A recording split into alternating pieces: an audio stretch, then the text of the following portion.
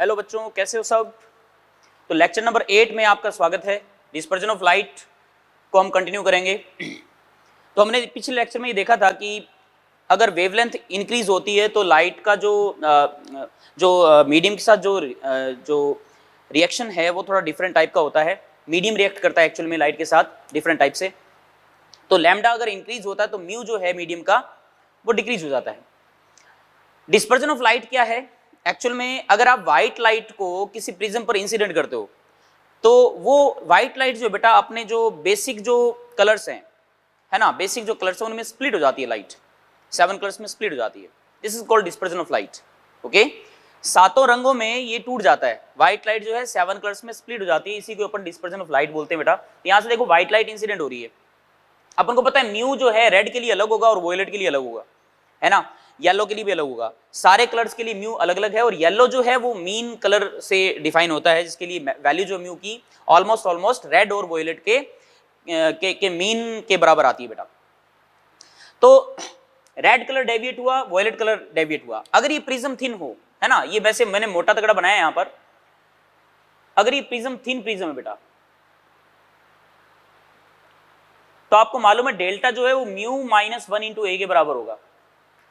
तो अगर जो रेड है, रेड के लिए डेविएशन की बात करें तो म्यू आर -1 इंटू ए हो जाएगा, कि ए तो ज्योमेट्री पे डिपेंड करेगा। म्यू रेड के लिए म्यू आर हो गया, और जो वोयलेट कलर है ना उसके लिए हो जाएगा म्यू वी -1 इंटू ए। और यहां पर क्लियरली हमें पता है कि म्यू वी जो है वो म्यू आर से ज्यादा होगा। तो म्यू वी अगर ज्यादा होगा म्यू आर से, तो यहां पर म्यू वी जो है वो डेल्टा वी जो है वो डेल्टा आर से क्या होना चाहिए, ज्यादा होना चाहिए। मतलब वोयलेट वाले जो रे है ना वो ज्यादा डेविएट होगी बेटा रेड के कंपेरेटिवली, थोड़ा ज्यादा बेंड हो जाएगी। तो नीचे कौन सा कलर शो हुआ, वोयलेट, और ऊपर रेड। एग्जाम में पूछा जाता है, बताइए ये वाला कलर कौन सा है, ये वाला कलर कौन सा है। आप आराम से इसका जवाब दे सकते हो। और जो बीच में जो कलर जा रहा है ना येलो, उसके लिए भी डेविएशन आप देख सकते हो, डेल्टा वाई। डेल्टा वाई कितना जाएगा, म्यू वाई -1 इंटू ए। मैंने पहले भी बताया था म्यू वाई अगर आपको गिवन नहीं है तो म्यू वी और म्यू आर का सम करके 2 से डिवाइड कर दो, आपके पास म्यू वाई आ जाएगा, है ना। तो ये मीन कलर डेविएशन है, इसको अपन बोलते हैं मीन कलर डेविएशन। ठीक है, mean colour deviation delta Y. ठीक है, अब ये देखो रेड और वोयलेट को अगर आप गौर से देखो यहां पर, तो इन रेज को अगर आप पीछे की तरफ एक्सटेंड करोगे ना तो ये कुछ एंगल बन रहा है। देखो रेड और वोयलेट जो है वो यूं स्प्लिट हो गए। इनको पीछे की तरफ बढ़ाओगे तो इन्हीं दोनों के बीच में सारे कलर है, इन्हीं दोनों के बीच में सारे कलर है बेटा। इस एंगल थीटा को अपन बोलते हैं बेटा angular dispersion. Angular dispersion theta. और थीटा एक्चुअल में देखा जाए तो डेल्टा वी और डेल्टा आर का सब्ट्रैक्शन है। वोयलेट ज्यादा मतलब डेविएट हुआ है, रेड थोड़ा कम डेविएट हुआ है, तो इस रेफरेंस लाइन से ये डेल्टा वी है और इसका डेल्टा आर है। तो डेल्टा वी में से डेल्टा आर सब्ट्रैक्ट कर दोगे तो आपके पास थीटा आ जाएगा बेटा। तो थीटा की वैल्यू किसके बराबर है, delta we minus delta R. और अगर डेल्टा वी और डेल्टा आर की वैल्यू रख दें इसके अंदर, देखो ये दोनों वैल्यू अगर यहां रख दें तो 1 1 कट जाएगा और हमारे पास वैल्यू आएगी mu V minus mu R into में ए। This is called angular dispersion, this is called mean deviation. और बेटा एक क्वांटिटी है जिसको अपन बोलते हैं डिस्पर्सिव पावर, है ना, डिस्पर्सिव पावर, ओमेगा से अपन रिप्रेजेंट करते हैं। डिस्पर्सिव पावर जो है वो बेटा एंगुलर डिस्पर्जन और मीन कलर डेविएशन का रेशियो होता है। एक्चुअल में ओमेगा किसका रेशियो होता है, थीटा और डेल्टा वाई का। मीन कलर डेविएशन सेंटर वाला जो है, जैसे व्हाइट लाइट है ना, वही मान सकते हो आप, तो वो मीन कलर है। उस मीन कलर से जो ये स्प्लिट हुए हैं ना दोनों कलर्स, इनके बीच में सारे कलर्स हैं। ठीक है, तो डेल्टा वाई के क्रॉसपॉन्डिंग थीटा जिसका ज्यादा होगा ना, ज्यादा फैलाव कर रहा है, वो ज्यादा स्प्रेडिंग हो रही है, ज्यादा स्प्रेडिंग होगी ना तो उसका मतलब वो मटेरियल ज्यादा पावरफुल है ना, वो सारे कलर्स में तोड़ रहा है व्हाइट लाइट को, करेक्ट। तो डेल्टा वाई के रेस्पेक्ट में थीटा की वैल्यू अगर ज्यादा है, इसका मतलब उस मटेरियल की डिस्पर्सिव पावर भी क्या है, ज्यादा है बेटा। और अगर ये वैल्यू आप यहां रखेंगे ना तो mu V minus mu R into में ए है, नीचे म्यू वाई -1 इंटू में ए कट जाएगा। देखो इसका मतलब डिस्पर्सिव पावर जो है वो एंगल ऑफ प्रिज्म पर डिपेंड नहीं करता, वो किस पे डिपेंड करता है, मटेरियल पर डिपेंड करता है, ये ध्यान रखना। तो ओमेगा डिपेंड्स ऑन मटेरियल, और ये क्वांटिटी हमेशा क्या होती है, पॉजिटिव होती है। ओमेगा हमेशा पॉजिटिव, म्यू वी की वैल्यू म्यू आर से ज्यादा होगी हमेशा, और म्यू वाई की वैल्यू 1 से ज्यादा होगी, तो ओमेगा की वैल्यू हमेशा पॉजिटिव होगी बेटा, ये हमेशा ध्यान रखें आप, ठीक है। तो मटेरियल के लिए डिस्पर्सिव पावर जो है वो एंगल ऑफ प्रिज्म पर डिपेंड नहीं करता, किसका रेशियो होता है, mu V minus mu R और म्यू वाई माइनस 1 का, ठीक है। यहां से आप ओमेगा की वैल्यू कैलकुलेट कर सकते हैं, ठीक है बेटा। अब हम आगे 2 आर्टिकल डिस्कस करने जा रहे हैं कि प्रिज्म का ऐसा कोई कॉम्बिनेशन लें जिससे कि लाइट, अगर व्हाइट लाइट अगर आप इंसिडेंट करो, ठीक है, तो व्हाइट लाइट ही बाहर आए, पहली चीज तो। दूसरा, लाइट अगर आप इंसिडेंट करो, व्हाइट लाइट अगर आप इंसिडेंट करो तो डेविएशन ना हो और वो कलर में टूट जाए, ठीक है। 2 पार्ट हैं इसके, नीट में पूछा जा चुका है इस पर एक क्वेश्चन, तो उस पार्ट को कवर करना जरूरी है बेटा।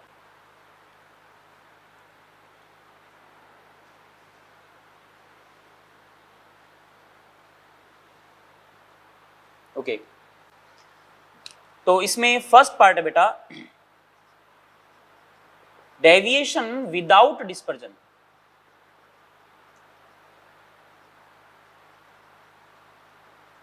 मतलब डिस्पर्जन नहीं होना चाहिए, मतलब लास्ट में जो लाइट निकलेगी ना वो कलरफुल नहीं होनी चाहिए, ठीक है, व्हाइट लाइट ही होनी चाहिए, लेकिन डेविएशन हो सकता है।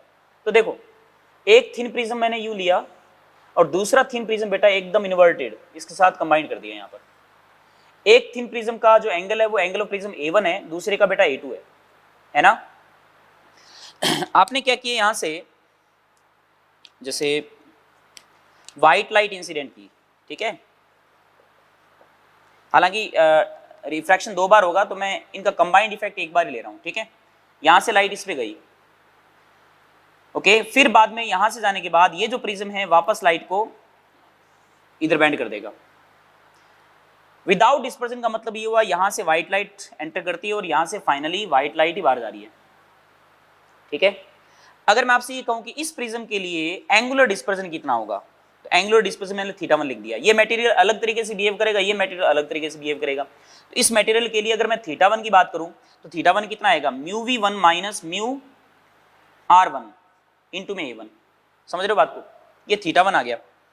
और इस प्रिज्म के लिए जो डेविएशन होगा, एंगुलर जो डिस्पर्जन होगा, वो उसको मैं थीटा 2 लिख देता हूं, थीटा 2 बराबर mu V2 minus mu R2 into में A2, ठीक है ना, mu V2 minus mu R2 into में A2। अब प्रिज्म अगर इन्वर्टेड लिखे बनाए हुए ना, तो आपको ध्यान रखना है कि जो टोटल एंगुलर जो डिस्पर्जन होगा ना वो थीटा कितना आएगा, थीटा 1 माइनस थीटा 2 आएगा, ये ध्यान रखना, इन्वर्टेड हो। और अगर इन्वर्टेड नहीं है, दोनों ऐसे रखे हैं, सेम अरेंजमेंट है, तो उस केस में थीटा बराबर आएगा थीटा 1 प्लस थीटा 2। तो यहां पे ध्यान रखना इन्वर्टेड है तो उस केस में थीटा बराबर थीटा 1 माइनस थीटा 2। तो ये नेट एंगुलर डिस्पर्जन है, और इसको अगर मैं रख दूं यहां पर तो mu V1 minus mu R1 into में A1 minus mu V2 minus mu R2 into में A2, ठीक है ना, ये आ गया। इसी तरीके से जो मीन कलर डेविएशन है इसका डेल्टा Y1 होगा येलो कलर के लिए, इस प्रिज्म के लिए वो आ जाएगा mu Y1 minus 1 into A1, और दूसरे प्रिज्म के लिए डेल्टा Y2 बराबर mu Y2 minus 1 into A2, simple. तो जो नेट जो डेविएशन आएगा ना मीन कलर के लिए डेल्टा Y बराबर, अगेन ध्यान रखना ये ऐसे मोड़ेगा ये ऐसे मोड़ेगा, तो ओवरऑल जो है वो घट जाएगा, तो डेल्टा Y बराबर आ जाएगा delta Y1 minus delta Y2।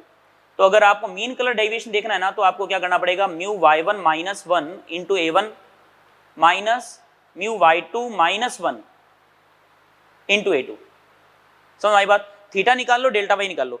अब आपसे पूछा क्या, विदाउट डिस्पर्जन, डिस्पर्जन नहीं होना चाहिए, मतलब थीटा की वैल्यू है ना फाइनली 0 आनी चाहिए, इसमें थीटा क्या कर देना है, 0 कर देना है। और जैसे थीटा 0 करोगे ना तो ये वाली क्वांटिटी 0 के बराबर करोगे, तो उस केस में बेटा A2, कई बार पूछा जाता है अपन को कि सेकंड प्रिज्म का जो एंगल है वो कितना है, तो A2 बराबर यहां से कितना आएगा, देखो mu V1 minus mu R1 into में A1 अपॉन में mu V2 minus mu R2 into में A2 तो उधर आ गया, तो A2 की वैल्यू आ गई। ये A2 की वैल्यू यहां रख करके आप डेल्टा Y की वैल्यू फाइंड कर सकते हो, तो ज्यादा कॉम्प्लेक्स करने की जरूरत नहीं है, बेसिक फंडामेंटल ध्यान रखें, थीटा ही आएगा ये वाली वैल्यू, और डेल्टा Y की वैल्यू ये वाली वैल्यू आएगी बेटा, ठीक है। तो डेविएशन विदाउट डिस्पर्जन समझ में आ गया आपको, डिस्पर्जन नहीं होना चाहिए, थीटा की वैल्यू 0 करनी है अपन को। तो डेविएशन जो है, डेविएशन बोले तो डेल्टा Y की वैल्यू कैलकुलेट करने के लिए बोलता है अपन से एग्जामिनर, तो डेल्टा Y की वैल्यू इजीली अपन कैलकुलेट कर सकते हैं बेटा। तो ये फर्स्ट पार्ट था, आप इसको कॉपी कर सकते हैं। सेकंड पार्ट में क्या बेटा, सेकंड पार्ट में डिस्पर्जन विदाउट डेविएशन है, ठीक है, विदाउट डेविएशन, ठीक है। तो देखो इधर अगेन वही अरेंजमेंट, थीटा की वैल्यू कैलकुलेट कर ली, डेल्टा वाई की वैल्यू कैलकुलेट कर ली। अब क्या करना है,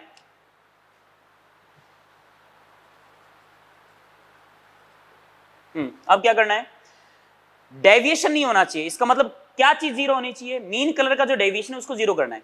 इस केस में डेल्टा वाई की वैल्यू जीरो कर दो आप। डेल्टा वाई की वैल्यू जीरो करोगे तो इस केस में A2 की वैल्यू कितनी आएगी, देखो म्यू y1 -1, यहां पर म्यू y2 -1, खत्म, A2 आ गया।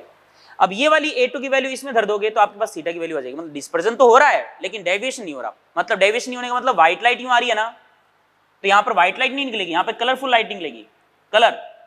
लेकिन इनके बीच में ये ऑलमोस्ट पैरेलल होंगी दोनों की दोनों, डेविएशन नहीं हो रहा मतलब ये दोनों पैरेलल होंगी। समझ आई बात। तो ये दो पार्ट है डिस्पर्जन में, ये आपको ध्यान रखना बेटा। इसके अलावा रेनबो है, रेनबो बनता है, रेनबो में दो टाइप के रेनबो बनते हैं, आपने ऑब्जर्व किया होगा बेटा, प्राइमरी रेनबो और सेकेंडरी रेनबो, ठीक है। अगेन व्हाइट लाइट जब इंसिडेंट होती है, सीधी सी बात है, म्यू की वैल्यू अलग अलग होती है। तो रेन ड्रॉप्स पे जब लाइट इंसिडेंट होती है ना, तो उसके प्राइमरी रेनबो के अंदर बेटा इंटरनल रिफ्लेक्शन होता है, ठीक है। एक बार इंटरनल रिफ्लेक्शन होता है, उस केस में अपन को प्राइमरी रेनबो के अंदर नीचे वाला जो कलर दिखता है ना वो वॉयलेट दिखता है और ऊपर वाला कलर रेड दिखता है। तो इसको अपन थोड़ा स्पीडली देख लेते हैं, नीट में जनरली थ्योरेटिकल क्वेश्चन पूछा जाता है।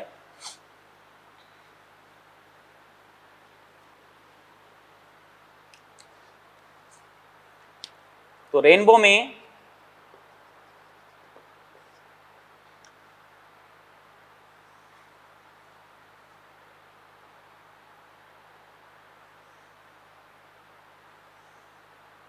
इस टाइप से होराइजन पर ध्यान रखना, जैसे सनलाइट यहां से आ रही है इधर से, ठीक है, और रेन ड्रॉप से यूं फॉल हो रही, नीचे गिर रही है ऐसे, तो सन बिहाइंड पीछे तो वहां से लाइट रे आ रही है, ठीक है। वो लाइट रे यूं इंसिडेंट होगी, रेन ड्रॉप्स पे इंसिडेंट होगी, और हमें पता है म्यू की वैल्यू अलग अलग है, अलग अलग कलर के अकॉर्डिंग। तो लाइट जब बाहर आती है ना तो फिर वो डिस्पर्जन के कारण अपन को कलर दिखता है। तो रेनबो में, प्राइमरी रेनबो में, ये प्राइमरी है बेटा, में अंदर वाला जो कलर है ना वो वॉयलेट दिखता है बेटा, और बाहर वाला कलर कौन सा होता है, रेड, ठीक है, इस टाइप से। बाकी सातों कलर होते हैं, है ना। और सेकेंडरी रेनबो इससे ऊपर बनता है। सेकेंडरी रेनबो के अंदर कलर रिवर्सल हो जाता है, मतलब अंदर वाला तो रेड होता है और बाहर वाला क्या होता है, वॉयलेट होता है। ये सेकेंडरी रेनबो है, ठीक है। प्राइमरी रेनबो में जो रेन ड्रॉप्स होती है ना उसमें बेटा इंटरनल रिफ्लेक्शन एक बार होता है। ध्यान रखना, टोटल इंटरनल रिफ्लेक्शन नहीं होता, इंटरनल रिफ्लेक्शन होता है। देखो राइट रे आती है, ठीक है, रिफ्रैक्शन होता है यहां से, यहां पर IR होता है, इंटरनल रिफ्लेक्शन होता है, TIR नहीं होता है।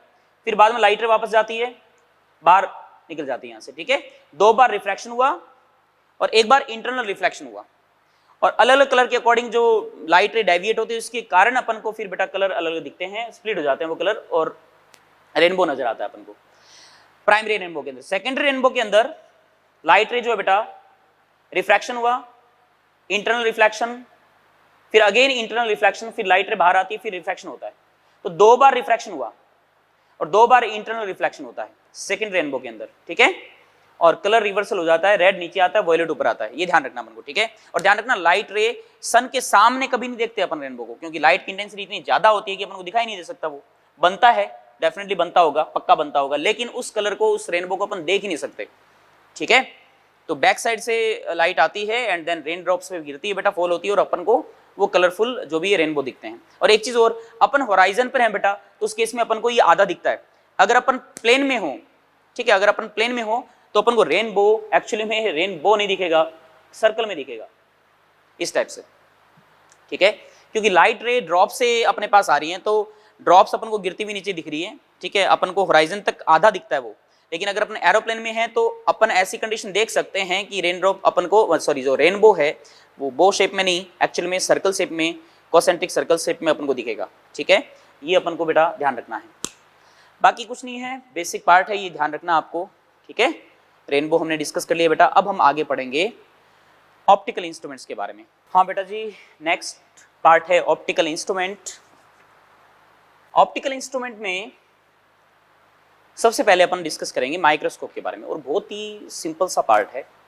और मैं आपको सबको यही कहूँगा कि आप केवल फॉर्मूला रटने की बजाय इसका जो डेरिवेशन वाला जो पार्ट है ना, वो भी ज़रा गौर से पढ़ें, क्योंकि नीट में बेटा एग्जाम में ऐसे क्वेश्चन भी आ चुके हैं जो इंटरनली क्वेश्चन पूछे गए हैं।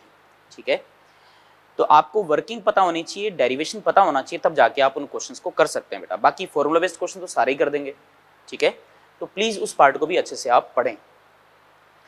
बेसिक कॉन्सेप्ट समझने का ट्राई करते हैं अपन। माइक्रोस्कोप है ना, अब अपन को कोई भी छोटी चीज, माइक्रोस्कोप का यूज जनरली क्या होता है, छोटी चीजों को देखने में वो काम आता है ना, कोई भी छोटी चीज उसको देखने में काम आता है। अब जैसे ये मेरे पास में ये इस मार्कर की कैप है ना, ये दूर है काफी, ये काफी दूर है, तो ये मेरी आंख में कुछ ना कुछ एंगल सबटेंड करेगी। ठीक है, तो ये छोटी है, दूर है, तो और छोटी दिखेगी मुझे। और अगर मैं इसको पास लेके आऊंगा, ठीक है, मैं ज्यादा पास तो नहीं ला सकता कि आंखों में दर्द होने लग जाएगा, मतलब मैं कितना नजदीक ला सकता हूं इसको, 25 सेंटीमीटर तक, इसको बोलते हैं least distance of distinct vision, right. 25 centimetre तक अगर अपने बात करें तो मेडिकली ये एक्सेप्ट कर सकते हैं अपन, इसको पास ला सकते हैं इतना। तो यहां तक मैं 25 सेंटीमीटर तक रखा तो मेरे को ये काफी ठीक लगा, ठीक साइज का लगा, राइट। अगर हमारी कैपिटल डी की बात करें, कैपिटल डी जो है, जो लीस्ट डिस्टेंस है डिस्टिंक्ट विजन के लिए, वो अगर मान लीजिए 10 सेंटीमीटर होती है, 5 सेंटीमीटर होती है, या मान लीजिए 1 mm होती है, इसका मतलब हम आंख के बहुत नजदीक ले आते हैं इसको, तो शायद माइक्रोस्कोप की जरूरत नहीं पड़ती। रिजोल्विंग पावर भी मैटर करता है उसके अंदर वैसे देखा जाए तो, लेकिन माइक्रोस्कोप की जरूरत ही नहीं पड़ती, अपन आंख से ही उसको देख लेते बहुत बड़ा। लेकिन ऐसा हो नहीं सकता, डी डिस्टेंस तक ही हम उसको रख सकते हैं, पास ला सकते हैं बेटा। ठीक है, अब जैसे कोई बड़े बड़े ऑब्जेक्ट हैं, जैसे मान लीजिए अगर आपसे कहे कि कोई ये एफिल टावर है, ठीक है, बहुत बड़ा ऑब्जेक्ट है, लेकिन एफिल टावर को भी अगर आप बहुत डिस्टेंस से देखेंगे तो वो भी छोटा सा दिखेगा अपन को, तो हमारी आंख में जो एंगल बनेगा ना, वो एंगल काफी स्मॉल लगा, और जैसे उसके पास जाएंगे तो लगेगा यार कितना बड़ा दिख रहा है नहीं। तो मतलब सारा गेम जो है यहाँ पर एंगल का है, तो चाहे माइक्रोस्कोप हो चाहे टेलीस्कोप हो, ठीक है, अपन बेटा एंगल का रेशियो फाइंड करेंगे। ठीक है, सिंपल लेंस के अंदर अपने फाइंड करते थे मैग्निफिकेशन, मैग्निफिकेशन होता था height of image upon height of object, उसका यहाँ पर कोई यूज नहीं है, सच में कोई यूज नहीं है।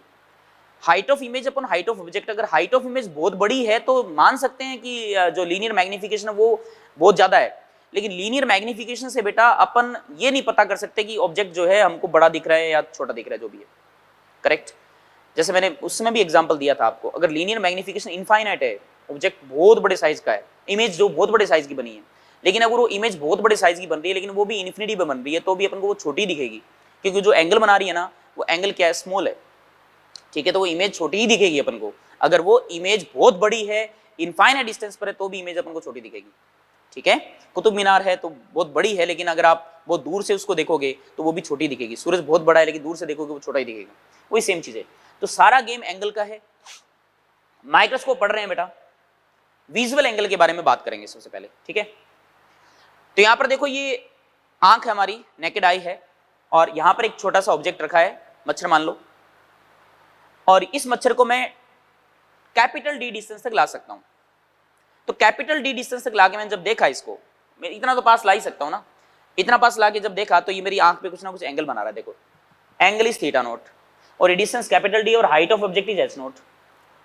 ठीक है, और कैपिटल डी की वैल्यू 25 सेंटीमीटर आप जानते हो। तो ये ऑब्जेक्ट बहुत छोटा है, तो यहां पर ध्यान रखना, अप्रोक्सीमेशन अपन ये लेंगे, बार बार लेंगे, angle equals to arc upon radius. तो यहां पर एंगल जो है वो आर्क एच नॉट है, और रेडियस कितनी है, डी है। तो यहां पर बेटा मैं ये जो विजुअल एंगल है ना, थीटा नॉट, नेकेड आई पे जो बन रहा है, वो कितना बनेगा, H not by D, approximately कितना है, एच नॉट बाई डी। समझ गए बात को, ये चीज है। अब 25 सेंटीमीटर पे तो मैं इसको देख पा रहा हूं, ठीक है, मैं चाहता हूं ये बड़ा दिखे, तो बड़ा दिखने के लिए मैं पास ले आया, पास लाया तो आगे दर्द करने लगे, देख नहीं पाएंगे अच्छे से।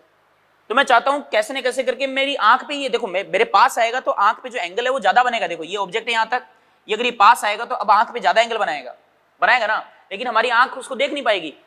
तो कुछ ना कुछ ऐसा किया जाए ताकि एंगल बढ़ जाए। तो अपन क्या करेंगे, माइक्रोस्कोप बनाएंगे, एक ऐसा डिवाइस बनाएंगे, उसको डब्बे में रख देंगे, और फिर क्या करेंगे, इस ऑब्जेक्ट को, जो मच्छर है ना, इस मच्छर को मैंने रख दिया, किसी भी डिस्टेंस पे रखा जो भी है, और फाइनली अपन को है ना इमेज दिख रही है, अपन को है ना अब ये नहीं दिखेगा, हमारी आंख यहां पर है, हमारे को ये नहीं दिखेगा, कुछ और ही दिखेगा, हो सकता है सीधा दिखे, हो सकता है उल्टा दिखे, उससे कोई मतलब नहीं हमें, वो बाद में देखेंगे। हमको अल्टीमेटली ये दिखने के बजाय, क्योंकि इससे लाइट रे जाएंगी, रिफ्रैक्ट होंगी एंड फाइनली हमारी आई तक पहुंचेगी, तो हमको अब ये वाला इमेज दिख रही है, ये दिख रहा है। अब ये हमारी आंख पे जो एंगल बना रहा है वो थीटा है। तो अब ये जो इमेज है ना वो इस डिवाइस के कारण, ये डिवाइस जो भी है माइक्रोस्कोप है, इस डिवाइस के कारण ये जो मच्छर है ये बड़ा दिख रहा है हमें, ठीक है, ज्यादा एंगल बना रहा है, कुल मिला के बात ये ज्यादा एंगल बना रहा है। अब हमारी आंख से इमेज इतनी डिस्टेंस पे दिख रही है, ठीक है, तो ये एंगल ज्यादा बना रहा है, तो मैग्नीफाइंग पावर या कहें कि जो कितना बड़ा दिखेगा वो हम सिर्फ और सिर्फ एंगल से रिलेट करेंगे यहां पर, तो उस क्वांटिटी को अपन बोलते हैं मैग्नीफाइंग पावर, मैग्नीफाइंग पावर या एंगुलर मैग्निफिकेशन भी बोल सकते हैं आप इसको। कैपिटल एम से डिनोट करेंगे, कुछ नहीं है, केवल थीटा का रेशियो है। पहले वो थीटा नोट बना रहा था नेकेड आई के केस में, और अब इस डब्बे के अंदर जो भी माइक्रोस्कोप रखेंगे अब ये एंगल बेटा थीटा बना रहा है हमारी आंख में, तो magnifying power m is equal to theta by theta not, इन दोनों का रेशियो है और कुछ नहीं है। क्लियर? और वही अपन आगे कैलकुलेट करेंगे बेटा, ठीक है। अब हम आगे बढ़ते हैं, सिंपल माइक्रोस्कोप को सबसे पहले डिस्कस करेंगे। सिंपल माइक्रोस्कोप, अच्छा एक चीज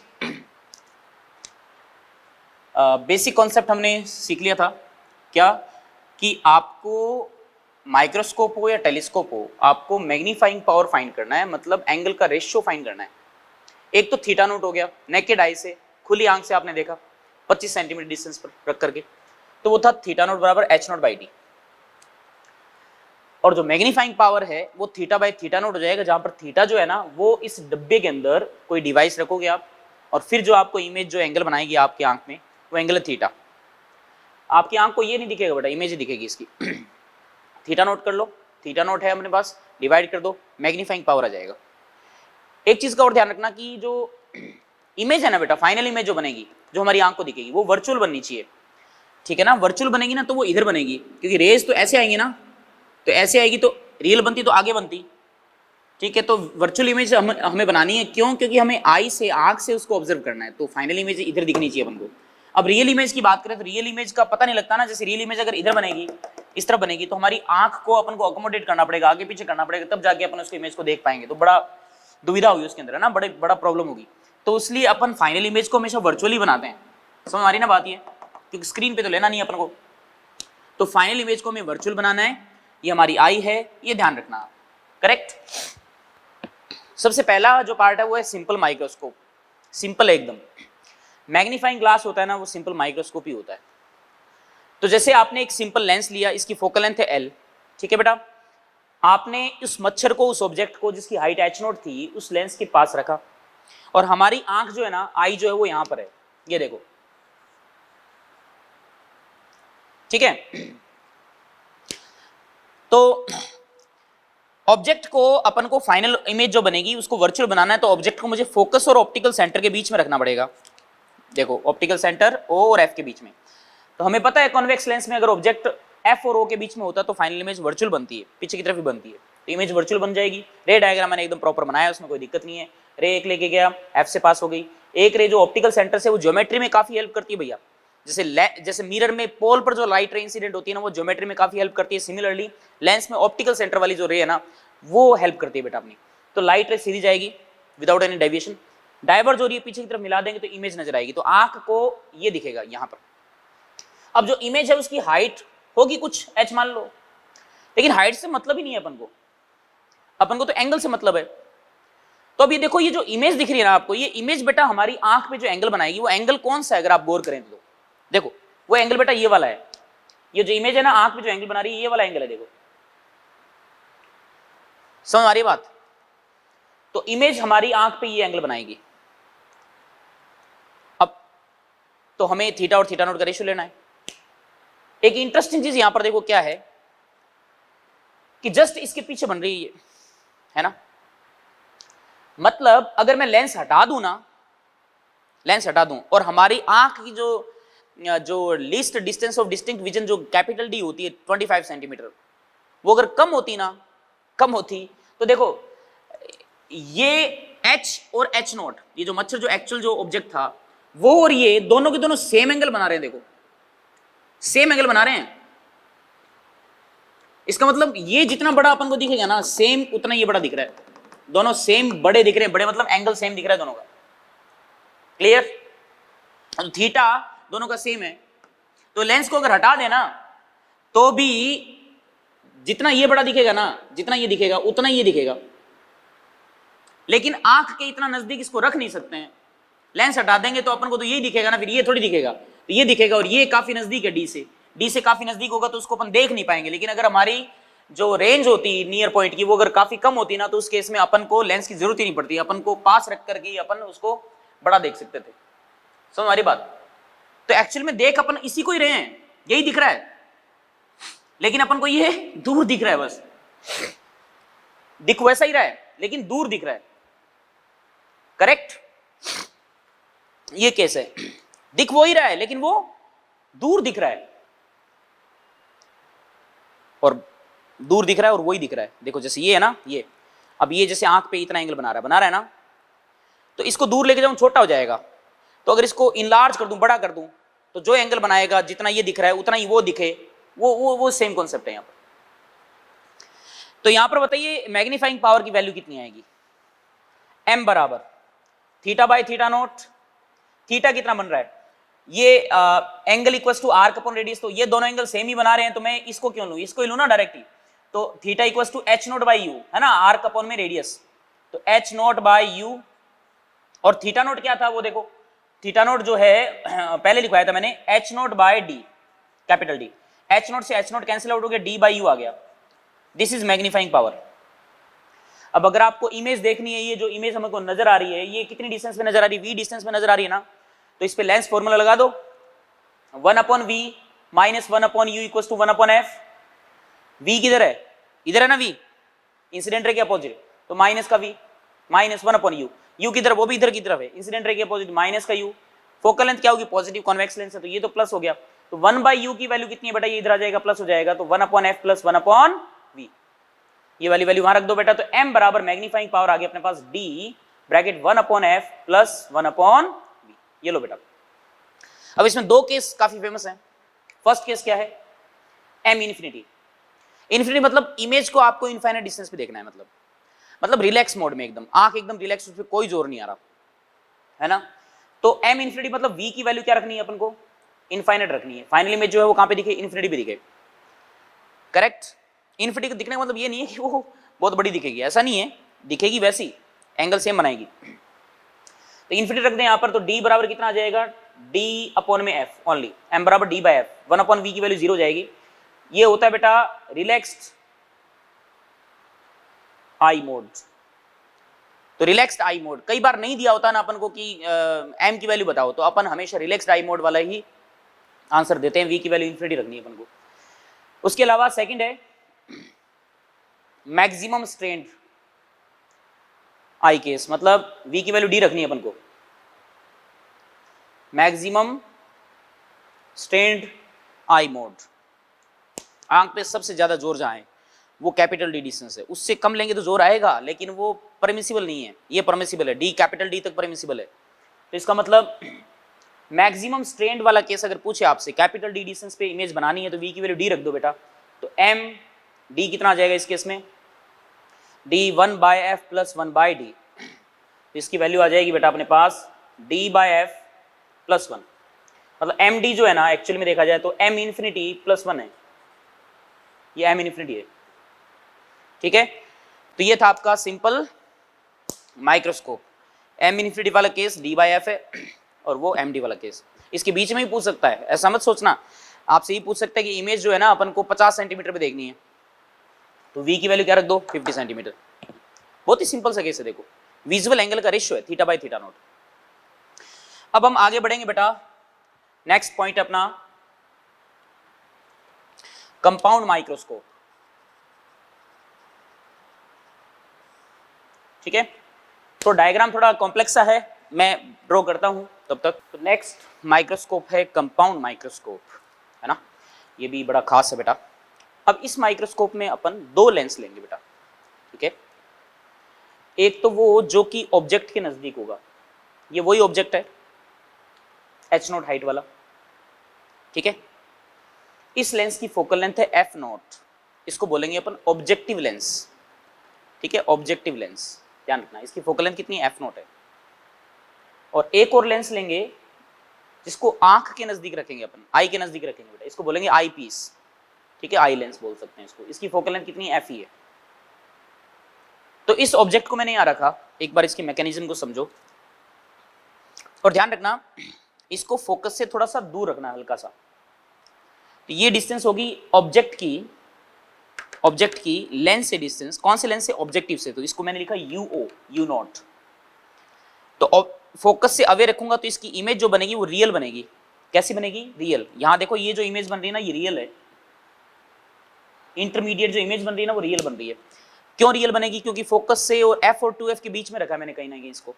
तो लाइट रे जाएंगी, फोकस से पास होगी, एक लाइट रे ऑप्टिकल सेंटर से लेके गया तो यहाँ इमेज बन गई, ठीक है। इस इमेज की हाइट पता नहीं है कितनी है, H मान लीजिए चलो, ठीक है ना। और ये डिस्टेंस कहाँ पे, ये इमेज कहाँ पे बनी है, V0 डिस्टेंस पे बनी है। इस लेंस से V0 O for objective, V0 distance पर इमेज बन गई। तो ये रे डायग्राम आपको समझ में आ गया होगा, बहुत सिंपल सा है। और जैसा कि मैंने कहा कि फाइनल इमेज कैसी बननी चाहिए, वर्चुअल बननी चाहिए, उसका खास तौर पे अपन को ध्यान रखना है। तो यहाँ जो मैंने लेंस लगा रखा है ना, आई पीस वाला, FE फोकल लेंथ वाला, इसके लिए ऑब्जेक्ट का काम करेगा। लेकिन ये ऑब्जेक्ट जो है ना, वो इसकी फोकस, इसका फोकस क्या FE है, फोकस और ऑप्टिकल सेंटर के बीच में बनना चाहिए, ठीक है, बीच में रहेगा। तो इसका मतलब ये जो डिस्टेंस है ये UE है। UE मतलब बोले तो इसके लिए ऑब्जेक्ट काम करेगा। ये ऑब्जेक्ट की डिस्टेंस आई पीस से है, UE, और UE is less than FE। समझ रहे हो ना बात को, लेस देन FE, ओके। तो यहां ये बन गया। तो अब फाइनल इमेज पक्का वर्चुअल बनेगी, क्योंकि ये F और इसके ऑप्टिकल सेंटर के बीच में है। तो इन लाइट रेज को मैंने आगे कंटिन्यू किया, ठीक है। लाइट रेज को आगे चाहो तो आप इस तरीके से कंटिन्यू कर सकते हो। लेकिन रे डायग्राम को अगर प्रॉपर्ली बनाना है तो मैंने क्या किया, यहाँ पर एक रे बेटा यूं खींच दी, यूं ड्रॉ कर दी, एक रे पैरेलल लेके गया और यूं इसके फोकस से मैंने पार करवा दी। तो ये डाइवर्ज हो रही है, पीछे की तरफ इमेज बनेगी। और हमें पता है कि F और O के बीच में तो इमेज वर्चुअल बनती है, तो इमेज कहीं ना कहीं यहाँ बनेगी। देखो उस इमेज को मैं यहाँ पर ड्रॉ कर देता हूँ बेटा, देखो ये इमेज यहाँ बन रही है, ठीक है। ये फाइनल इमेज बनी बेटा, जो हमारी आंख को दिखेगी। और आंख कहाँ पे होगी, यहाँ पे होगी। तो आंख को न तो ये दिखेगा ना ये दिखेगा, आंख को केवल ये इमेज दिखेगी। अच्छा, ये इमेज हमारी आंख पे कितना एंगल बना रही है, अगर आप डायग्राम को देखो, ज्योमेट्री को देखो, तो बड़ा आसानी से दिख रहा है बेटा।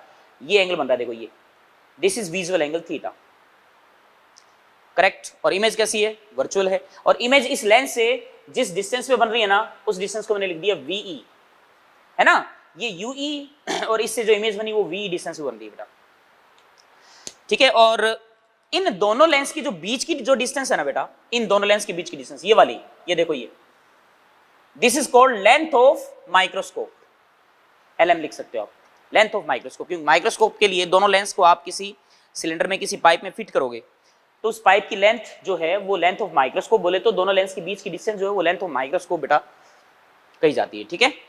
तो अब अपन मैग्नीफाइंग पावर को कैलकुलेट करते हैं। तो चलिए, हमारा टारगेट है कैपिटल M कैलकुलेट करना। और कैपिटल M किसका रेशियो होता है, थीटा एंड थीटा नोट का। थीटा नोट पता है अपन को H0/d था, और थीटा जो यहां पर दिख रहा है इस डायग्राम में वो H/UE है। देखो H/UE, सिंपल है ना। Theta equals to angle equals to arc upon radius, या आप दिस बाय दिस भी कर सकते हो, लेकिन क्यों करे फालतू, अपन ये वाले डिस्टेंस भी तो ले सकते हैं, सेम एंगल बना रहा है बेटा। तो थीटा की वैल्यू अपन लिख देंगे यहां पर H/UE, एंड थीटा नोट कितना है, H/H0/d। ये वैल्यू यहां रखें तो कैपिटल M बराबर आ गया हमारे पास H/UE एंड H0/d, करेक्ट। इसमें इसको मैं सेपरेट कर देता हूं, देखो H/H0 इंटू में D/UE, ठीक है, D/UE, H/H0 into D/UE। H/H0 को अगर अपन गौर करें, देखें इस लेंस पे आओ एक बार, इस लेंस के लिए इमेज H है, H हाइट की है, और ऑब्जेक्ट H0 हाइट का है। इसका मतलब H/H0 मालूम है ना आपको, लीनियर मैग्निफिकेशन होता था, height of image upon height of object. Plus minus में नहीं जा रहा है अपन, साइन में यहां पर कोई गौर करने की जरूरत नहीं है। तो H/H0 जो है बेटा वो लीनियर मैग्निफिकेशन है ऑफ ऑब्जेक्टिव, मतलब कहने की बात ये हुई कि M बराबर जो है ना वो ये जो है, इसको मैं लिख सकता हूं स्मॉल mo, इनटू में d बाय ue। और वैसे h बाय एच नोट को आप ऐसे भी लिख सकते हो, h बाय एच नोट है, पता है मैग्निफिकेशन है, मैग्निफिकेशन होता है v बाई u, v कितना है v नॉट, u कितना है u नॉट, तो इसको आप ऐसे भी लिख सकते हो v not by u not.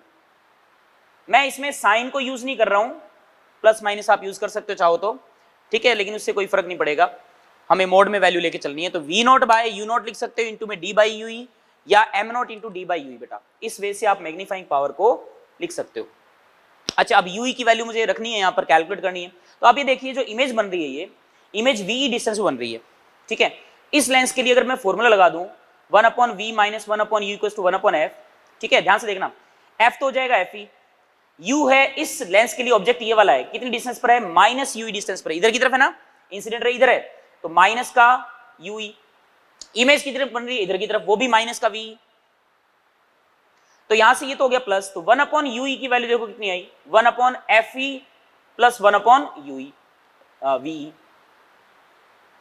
तो फाइनल इमेज v डिस्टेंस में बन रही है, तो 1/ue की वैल्यू बेटा यहां रख सकते हो आप, तो m बराबर देखो कितना आया, इसको चाहो तो इसको रहने दो, नहीं तो इसको भी लिख सकते हो आप simply m not d 1/ue की वैल्यू रख दूंगा मैं 1/fe प्लस 1/v। समझे? अब इमेज कहां पे देखनी है आपको, जैसे आपको रिलैक्स मोड में देखनी है तो m इन्फिनिटी, तो आपको मालूम है कि इमेज कहां पे बननी चाहिए, इन्फिनिटी डिस्टेंस में बननी चाहिए, ये इमेज इनफाइनाइट डिस्टेंस में दिखेगी, तो v की वैल्यू इनफाइनाइट हो जाएगी बेटा, तो वैल्यू कितनी आ गई m not d by fe। समझ रहे हो? यहाँ पे क्या रखना है, v की वैल्यू क्या रखनी है, इनफाइनाइट रखनी है अपन को, समझ गए। और रिलैक्स मोड में देखना है तो d रख दो, d रखोगे तो यहाँ पर कितना आएगा देखो, m नॉट d को अंदर मल्टीप्लाई कर दो, ये v की वैल्यू d रख दोगे ना, तो d बाय fe प्लस 1, यहाँ पे v की वैल्यू क्या रख दी आपने, d रख दी बेटा, ठीक है। तो इस तरीके से अपन इसको लिख सकते हैं। अब इसमें कुछ एक दो चीजें हल्की हल्की सी वो भी हमें समझनी है, थोड़ा गौर से देखना। अगर मैं आपसे ये कहूं कि what is the linear magnification of this lens, इस लेंस का लीनियर मैग्निफिकेशन एम ई लिख देता हूं, एम ई बराबर क्या होगा, एम ई बराबर क्या होना चाहिए बताओ, linear magnification of this lens क्या होगा, इसका linear magnification V by U होगा ना, distance of image v by यू, यही तो होगा लीनियर मैग्निफिकेशन इसका, ठीक है, v बाय यू। तो अगर आप इस रिलेशन पे थोड़ा सा गौर करें, इस रिलेशन को देखें आप, या इस रिलेशन को देख लें,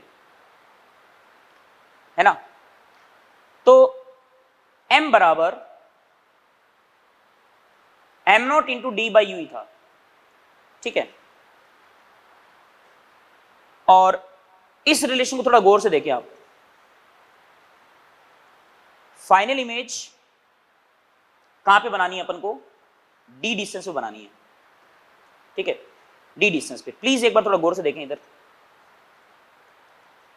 तो इस रिलेशन को अगर मैं, मतलब इस वाले रिलेशन को अगर md को अगर मैं ऐसे लिखूं तो देखो md बराबर स्मॉल m नॉट, ये तो ठीक है, स्मॉल m नॉट इंटू में है तो यही ना, d बाई यू तो है, और यू है डिस्टेंस ऑफ इमेज, ठीक है, और वी यहां पे बताओ v कितना होना चाहिए, कैपिटल D ना, इमेज कहां पे बनानी, कैपिटल D डिस्टेंस से बनानी है, तो v की वैल्यू अगर मैं यहां कैपिटल D रख दूं तो d बाई यू बन जाएगा m, इसका मतलब ये md जो है वो आ जाएगा m नॉट इंटू में m, समझ रहे हो बात को। तो कई बार न्यूमेरिकल के अंदर डायरेक्ट ये दिया जाता है कि linear magnification of this lens is 2 या 3 जो भी है, and linear magnification of this lens is 4 या जो भी है, तो दोनों का लीनियर मैग्निफिकेशन अपन को गिवन होता है भाई, और अपन से पूछा होता है बताइए कंपाउंड माइक्रोस्कोप की मैग्नीफाइंग पावर क्या है, तो सिंपल मल्टीप्लाई कर दो, m नॉट इंटू m कर दो, बात समझ गए ना मैंने क्या किया यहां पर। तो m बराबर m not into D by you है, और मुझे अगर कैपिटल D डिस्टेंस मतलब मैक्सिमम स्टैंड आई मोड में अगर मुझे इमेज को देखना है, तो उस केस में md के लिए भैया v की वैल्यू d होनी चाहिए, तो v की वैल्यू अगर मैं d रखूं यहां पर तो उसको ये सेटिस्फाई करा दो, d बाई यू है, एंड d बाई यू की बात करें तो भैया किसके बराबर हो जाएगा, m के बराबर हो गया। अरे समझे कि नहीं समझे, तो ये लीनियर मैग्निफिकेशन आ गया m, और वो है mo, तो mo और me का मल्टीप्लीकेशन जो है वो कैपिटल M को रिप्रेजेंट कर देगा, ठीक है ना। तो अगर डायरेक्ट इस तरीके से पूछे बेटा तो आप इसका जवाब दे सकते हो, बाकी सिंपल फॉर्मूलाज हैं, है ना, इन्फिनिटी के केस में, जनरली इन्फिनिटी केस में पूछा जाता है, वैल्यू दे रखी होती है, डायरेक्ट आप रखो, आंसर आ जाएगा आपके पास। Is that clear? इसमें लेंथ ऑफ माइक्रोस्कोप की बात करें तो लेंथ को भी देख लेते हैं, चलो। लेंथ LM, लेंथ यहां पे क्लियरली नजर आ रहा है, V नॉट प्लस यूई है ना, V नॉट प्लस यूई, और यूई की जो वैल्यू है वो आप चाहो तो इस रिलेशन से फाइंड आउट कर सकते हो। यूई की वैल्यू इस रिलेशन से कितनी आएगी, FE V अपॉन में FE प्लस V,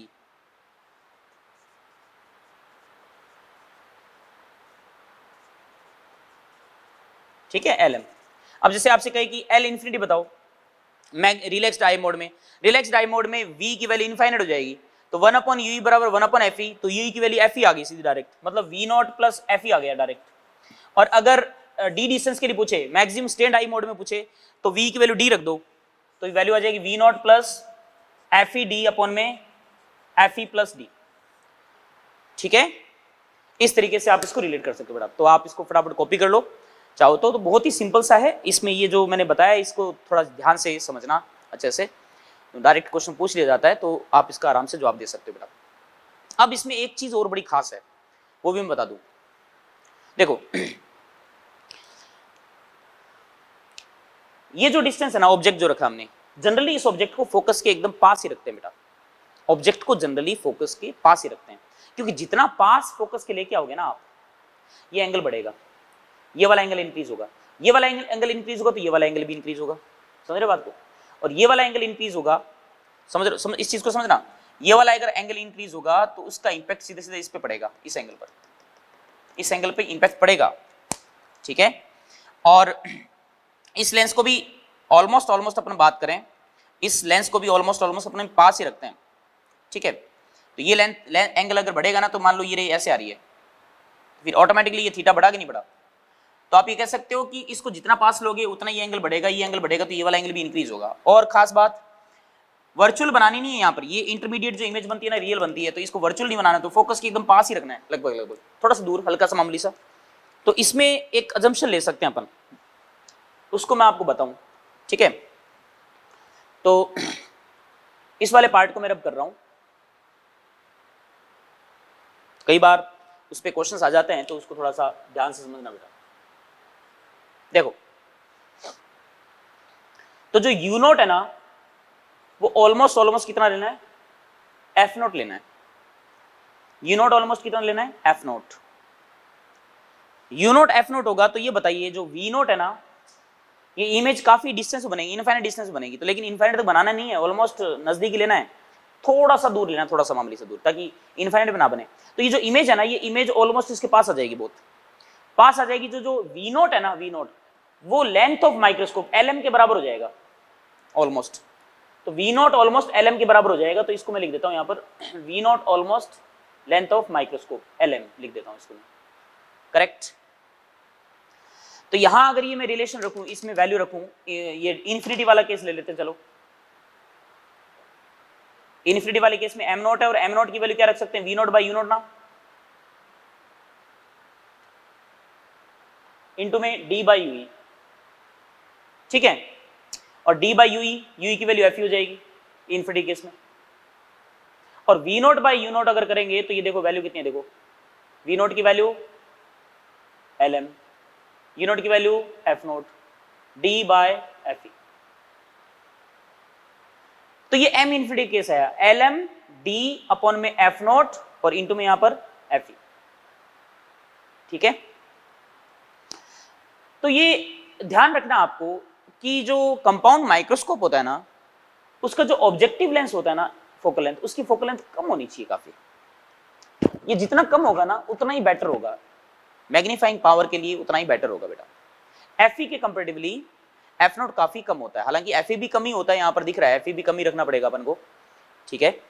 लेकिन FE जनरली क्या करते हैं अपन, लार्ज लेते हैं। क्यों लार्ज लेते हैं, वैसे सोचने वाली बात है, क्यों, क्योंकि ये यहां पर जितना पास बनेगा, ये FE जितना ज्यादा होगा ना, तो उतना ही उसके लिए ऑब्जेक्ट जो होगा वो ऑप्टिकल सेंटर और फोकस के बीच में बनेगा कहीं ना कहीं, तो इमेज फाइनली क्या बनेगी, वर्चुअल बनेगी। बात समझ रहे हो। तो FE भी स्मॉल होना चाहिए और f नोट भी स्मॉल होना चाहिए। लॉजिकली देखा जाए तो FE और FO दोनों ही स्मॉल होने चाहिए, लेकिन कंपैरिजन कई बार किया जाता है कि इसमें से कौन सा ज्यादा कम होना चाहिए, तो एफ नोट जनरली ज्यादा कम होता है, ये ध्यान रखें, ठीक है। फोकल लेंथ ऑफ ऑब्जेक्टिव जो है ना बेटा वो थोड़ी ज्यादा कम होती है, ठीक है ना। तो ये चीज बेटा आपको ध्यान रखनी है। तो ये था आपका simple compound microscope. Simple microscope ने पढ़ लिया था, बहुत ही आसान है बेटा। देखो अब हम नेक्स्ट चलते हैं टेलीस्कोप पर। टेलीस्कोप, अब टेलीस्कोप और माइक्रोस्कोप में थोड़ा सा एक फर्क है हल्का सा। माइक्रोस्कोप तो पास की चीजों को देखने में काम आता है, टेलीस्कोप जो हेवनली बॉडीज है या जो दूर जो कोई ऑब्जेक्ट है उस ऑब्जेक्ट को देखने में काम आता है बेटा। तो जैसे अपन ने विजुअल एंगल का रेशियो लिया था, तो यहाँ पर भी रेशियो ही लेंगे अपन, मैग्नीफाइंग पावर ही कैलकुलेट करेंगे, एंगल का रेशियो ही फाइंड करेंगे। लेकिन कोई स्टार है बेटा, उसको 25 सेंटीमीटर तो ला नहीं सकते, वो तो बेतुकी की बात हो जाएगी। तो स्टार काफी डिस्टेंस पर प्रेजेंट है, ठीक है। ये बहुत बड़ा स्टार है, देखो इधर। अब ये डिस्टेंस काफी लार्ज है, ये इनफाइनाइट डिस्टेंस है यहाँ पर, है ना, इसको समझना आप। इस स्टार पे मैंने 2 पॉइंट ले लिए, एक तो ऊपर, एक टॉप पर, एक के नीचे। इस पॉइंट से जो रेज आएंगी ना वो ऐसे आएंगी पैरेलल, हमारी आंख के अंदर रेटिना पे इमेज बन जाएगी। वो किसकी बनेगी? इस पॉइंट की। नेकेड आई से ऑब्जर्व कर रहे हैं विदाउट एनी इंस्ट्रूमेंट। और जो टॉप मोस्ट पॉइंट है ना, इससे रेज आएंगी, वो रेज ऐसे आएंगी। देखो ये रेज सारे के सारे किससे आ रही हैं? इसी पॉइंट से आ रही हैं, ऑलमोस्ट 0 एंगल से, ठीक है ना। इससे ऑलमोस्ट 0 एंगल से, इस लाइन के जस्ट पैरेलल नहीं है। ये बहुत सारी रेज आप ड्रॉ कर सकते हो ऐसे। तो ये सारी रेज जो है वो इस पॉइंट की हैं। ये रेज आकर के यहाँ पे कन्वर्ट होंगी जो भी है, तो अपन को ये स्टार दिखेगा। और स्टार जो है नेकेड आई पे जो एंगल सबटेंड कर रहा है बेटा, वही विजुअल एंगल है, थीटा नॉट। जो वहाँ पे थीटा नॉट था ना, एच नॉट बाई डी, ठीक है, वो यहाँ पे एच नॉट बाई डी नहीं होगा, ये थीटा नॉट मैंने नेकेड आई से यहाँ पर डायग्राम में शो कर दिया भैया, ठीक है। अब अपन इंस्ट्रूमेंट लगाएंगे और देखेंगे कि वो स्टार जो अब कितना एंगल बनाएगा, और एंगल का रेशियो फाइंड करना है। एक तो नेकेड आई से देख लिया, और एक उससे डिवाइस लगा करके देखेंगे, और थीटा के एंगल रेशियो जो है फाइंड कर लेंगे बेटा। तो रिफ्रैक्टिंग टेलीस्कोप सबसे पहले अपन डिस्कस करने वाले हैं यहाँ पर। रिफ्रैक्टिंग टेलीस्कोप में नाम से पता लग रहा है रिफ्रैक्शन होगा। तो यहाँ पर भी वैसे जैसे कंपाउंड माइक्रोस्कोप में अपन ने 2 लेंस लिए थे, वैसे यहाँ पर भी हम 2 लेंस ले रहे हैं, objective eyepiece, focal length F not and F E. Objective जो कि ऑब्जेक्ट के नजदीक है, ओके बेटा। तो वो रेज आ रही है, देखो ये देखो वही स्टार है, उस स्टार से रेज आ रही है। ये रेज पता है किसकी है? ये देखो, ये पैरेलल रेज जो मैंने ड्रॉ की, ये इस पॉइंट वाले की रे है, ऊपर वाले पॉइंट की। इस पॉइंट की जो रेज आएगी यूं आएंगी, तो उनकी जो इमेज बनेगी वो रेज ऐसे मैं चाहूं तो यहां ड्रॉ कर सकता हूं, उनकी जो इमेज बनेगी वो प्रिंसिपल एक्सिस पे बनेगी। तो वो अपना मुद्दा नहीं, मुद्दा है अपना ये ऊपर वाले पॉइंट का। ऊपर वाले पॉइंट से जो रेज आ रही है वो तिरछी आएंगी कुछ, और वो जो इस लेंस की बजाय हमारी आंख होती तो थीटा नॉट एंगल बनाती ना, तो ये विजुअल एंगल थीटा नॉट है, ठीक है। तो अब ये पैरेलल आ रही है रेज, ये रेज पैरेलल आ रही है, पैरेक्सियल हैं, लेकिन प्रिंसिपल एक्सिस के पैरेलल नहीं है। तो आप याद करो जो लेंस में और मिरर में भी बताया था मैंने, पैरेलल रेज हैं, इसका मतलब ऑब्जेक्ट इन्फिनिटी पे है, तो इमेज पक्का एफ नॉट या एफ डिस्टेंस पे बनेगा, फोकल लेंथ के बराबर डिस्टेंस पे इमेज बनेगी, लेकिन फोकस पे नहीं बनेगी, फोकल प्लेन पे इमेज बनेगी। यूं आ रही है ना, तो इसमें ज्योमेट्री में कौन सी रे हेल्प करेगी बेटा? ऑप्टिकल सेंटर वाली। ऑप्टिकल सेंटर वाली रे विदाउट एनी डेविएशन सीधी पास हो जाएगी। तो यहाँ पर कहीं ना कहीं एफ नॉट डिस्टेंस पर, यहाँ पर ये देखो डॉट है ना, यहाँ पर इमेज बनेगी वो उस वाले डॉट की, वो वाली इमेज यहाँ बन गई, और प्रिंसिपल एक्सिस वाले की यहाँ बन जाएगी। इसका मतलब स्टार की जो इमेज है वो कुछ इस साइड की दिखेगी। यहाँ पर एच हाइट ले ली मैंने, ये स्टार की हाइट है बेटा, स्टार की इमेज की हाइट है ये एच। अच्छा डायग्राम से देखें, ये थीटा नोट, तो ये वाला एंगल भी थीटा नोट होना चाहिए, है ना। और ये जो इमेज बनी है यहाँ पर इंटरमीडिएट दोनों के बीच में, ये रियल बन रही है, और इस इमेज की जो एंगल बनाएगी ये थीटा नोट, उस थीटा नोट को मैं लिख सकता हूँ यहाँ पर, थीटा नोट बराबर एंगल बराबर arc upon radius H by F not. ये लो, ये थीटा नोट आ गया, ठीक है। अब जैसा कि मैंने आपको बताया फाइनल इमेज हमें वर्चुअल बननी चाहिए, हमें वर्चुअल देखनी है। तो ये जो आईपीस है ना, आईपीस का फोकस ये इसके लिए ऑब्जेक्टिव काम करेगा, एच फोकस कहीं ना कहीं यहां पे होना चाहिए, ताकि ये जो इसकी जो इमेज बनी है वो जो इसके लिए ऑब्जेक्ट काम कर रहा है वो भैया इसके ऑप्टिकल सेंटर और फोकस के कहीं ना कहीं बीच में हो। अब लाइट रे मैंने एक तो यूं पास कर दी ऑप्टिकल सेंटर से, और एक पैरेलल लेके गए इसके फोकस से पास कर दी, यहां पर इनको पीछे की तरफ एक्सटेंड किया तो यहाँ पे इमेज बन गई। देखो ये स्टार की इमेज इस साइड की दिख रही है, और ये इमेज जो हमारी आंख पे जो एंगल बनाएगी बेटा, वो एंगल यही होगा ना थीटा, यहाँ पर हमारी आई प्रेजेंट होगी बेटा। तो हमारी आंख पे जो स्टार है, जो इमेज हमें, हमारी आंख को केवल ये दिख रहा है बेटा, ये स्टार कितना एंगल बनाएगा? थीटा। एंड थीटा की वैल्यू अगर अपन यहाँ कैलकुलेट करें, थीटा बराबर अगेन एंगल बराबर आर्क अपॉन रेडियस, या जो एंगल ये बनाएगा आई वही सेम एच बना रहा है ना, तो थीटा बराबर एच अपॉन में यूई। इसकी डिस्टेंस कितनी है इस लेंस से, ये इसके लिए ऑब्जेक्ट काम करेगा ना, तो यूई, ई फॉर आईपीस, तो थीटा बराबर हो जाएगा एच बाय यूई, खत्म।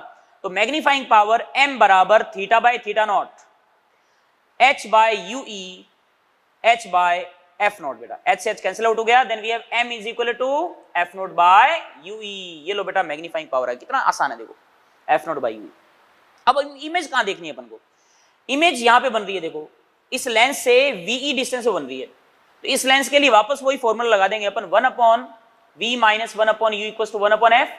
F E positive convex lens है, यूई क्या है, इस तरफ इंसिडेंट रे है, यूई इस तरफ है नेगेटिव माइनस का यूई, इमेज भी उधर बन रही है इंसिडेंट रे के अपोजिट माइनस का वीई, ये माइनस माइनस प्लस हो गया बेटा, और ये 1 अपॉन यूई की वैल्यू कितनी आ जाएगी, 1 upon VE plus 1 upon F E.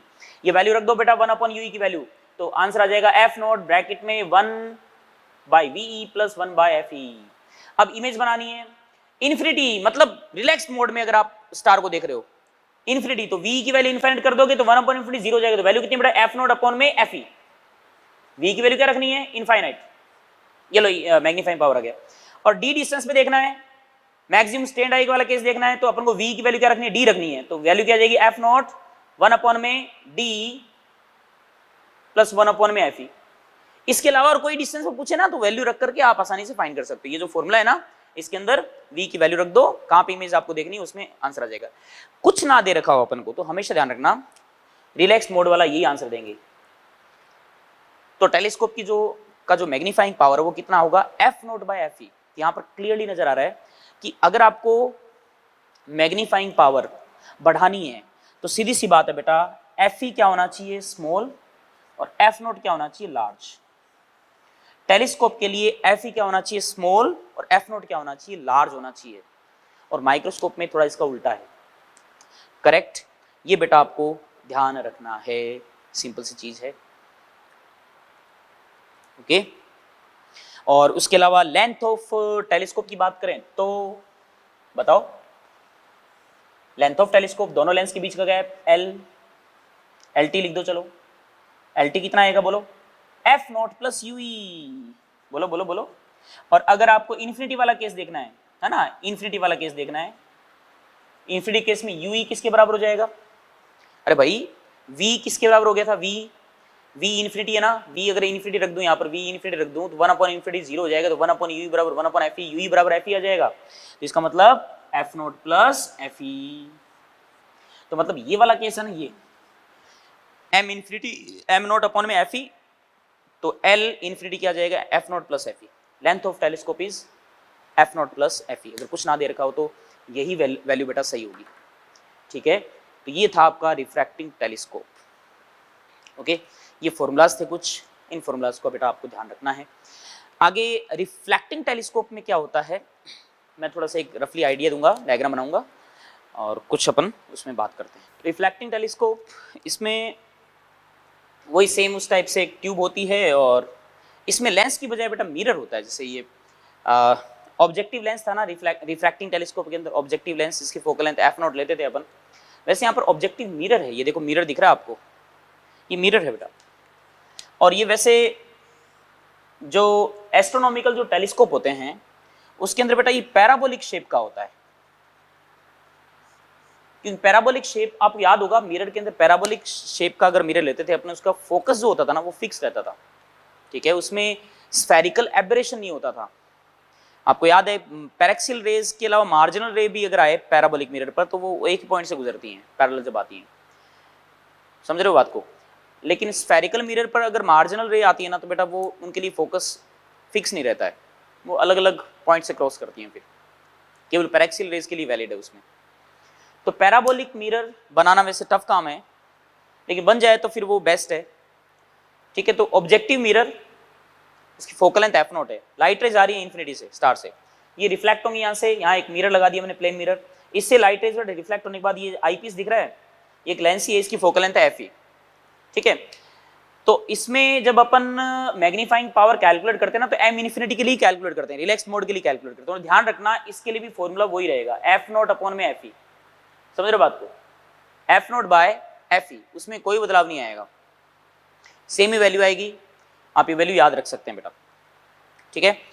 अब मेन चीज क्या, फायदा क्या है इसका रिफ्लेक्टिंग टेलीस्कोप का? देखो रिफ्लेक्टिंग टेलीस्कोप में सबसे बड़ा फायदा है कि इसमें क्रोमेटिक एबरेशन नहीं होता। क्रोमेटिक एबरेशन का मैं थोड़ा सा आइडिया दूं आपको, एक बार देखना इधर। आपको मालूम है कि जो म्यू है ना, लैम्डा बढ़ने पर, लैम्डा इंक्रीज होने पर अपन को मालूम है म्यू की वैल्यू डाउन होती है, डिक्रीज होता है। मतलब mu V is greater than mu R. और लेंस की जो फोकल लेंथ होती है ना, लेंस मेकर फॉर्मूला में अगर आप देखें तो 1/f equals to mu L, surrounding air मान लेते हैं तो वो बाय 1 रख दो, -1, 1/r1 माइनस 1/r2। ये तो ज्योमेट्री है खाली, ये तो ज्योमेट्री पे डिपेंड करेगा। तो 1/f equals to mu L -1, ठीक है। अब म्यू एल जो है, अब एक बार बताओ, जो ऑब्जेक्टिव लेंस जो था पिछले वाले आर्टिकल के अंदर, ठीक है, उसमें व्हाइट लाइट आ रही है, व्हाइट लाइट आएगी तो व्हाइट लाइट में 7 कलर्स हैं, 7 कलर्स होंगे। तो अगर मैं उसमें वोयलेट के लिए फोकल लेंथ पूछूं कि वोयलेट कलर के लिए फोकल लेंथ क्या होगी, तो 1/f equals to mu V आएगा, ये -1, इसको पूरे को चलो x मान लो, ये आ गया। रेड के लिए बात करें तो 1/fr equals to mu R -1 into में x। तो अपन को मालूम है म्यू वी की वैल्यू म्यू आर से ज्यादा होती है, तो मतलब म्यू वी ज्यादा होगा म्यू आर से, तो ये वाली क्वांटिटी ज्यादा होगी, ये वाली क्वांटिटी ज्यादा होगी, तो इसका मतलब एफ कम होगा फिर, है ना, एफ कम होगा, एफ आर ज्यादा होगा। तो यहां पर मैं कह सकता हूं F is less than F R.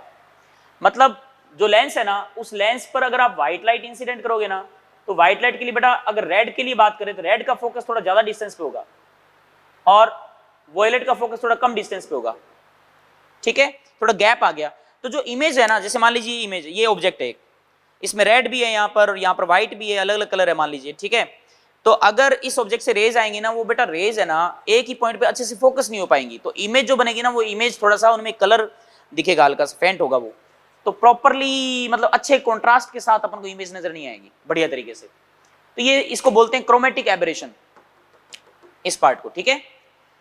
तो ये मिरर के अंदर नहीं होता, क्योंकि मिरर के अंदर तो म्यू का लफड़ा ही नहीं है, तो मिरर के अंदर क्रोमेटिक एबरेशन दूर हो सकता है।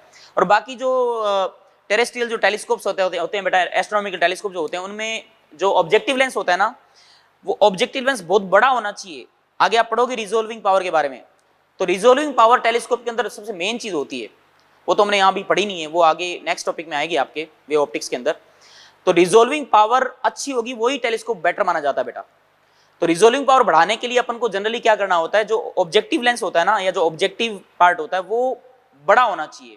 जितना ज्यादा लाइट को वो गैदर करेगा, इमेज उतनी अच्छी बनेगी, अच्छी इंटेंसिटी की इमेज बनेगी, और उसका रिजोल्यूशन जो होता है वो अच्छा होगा, ठीक है। तो बड़ा होना चाहिए ऑब्जेक्टिव।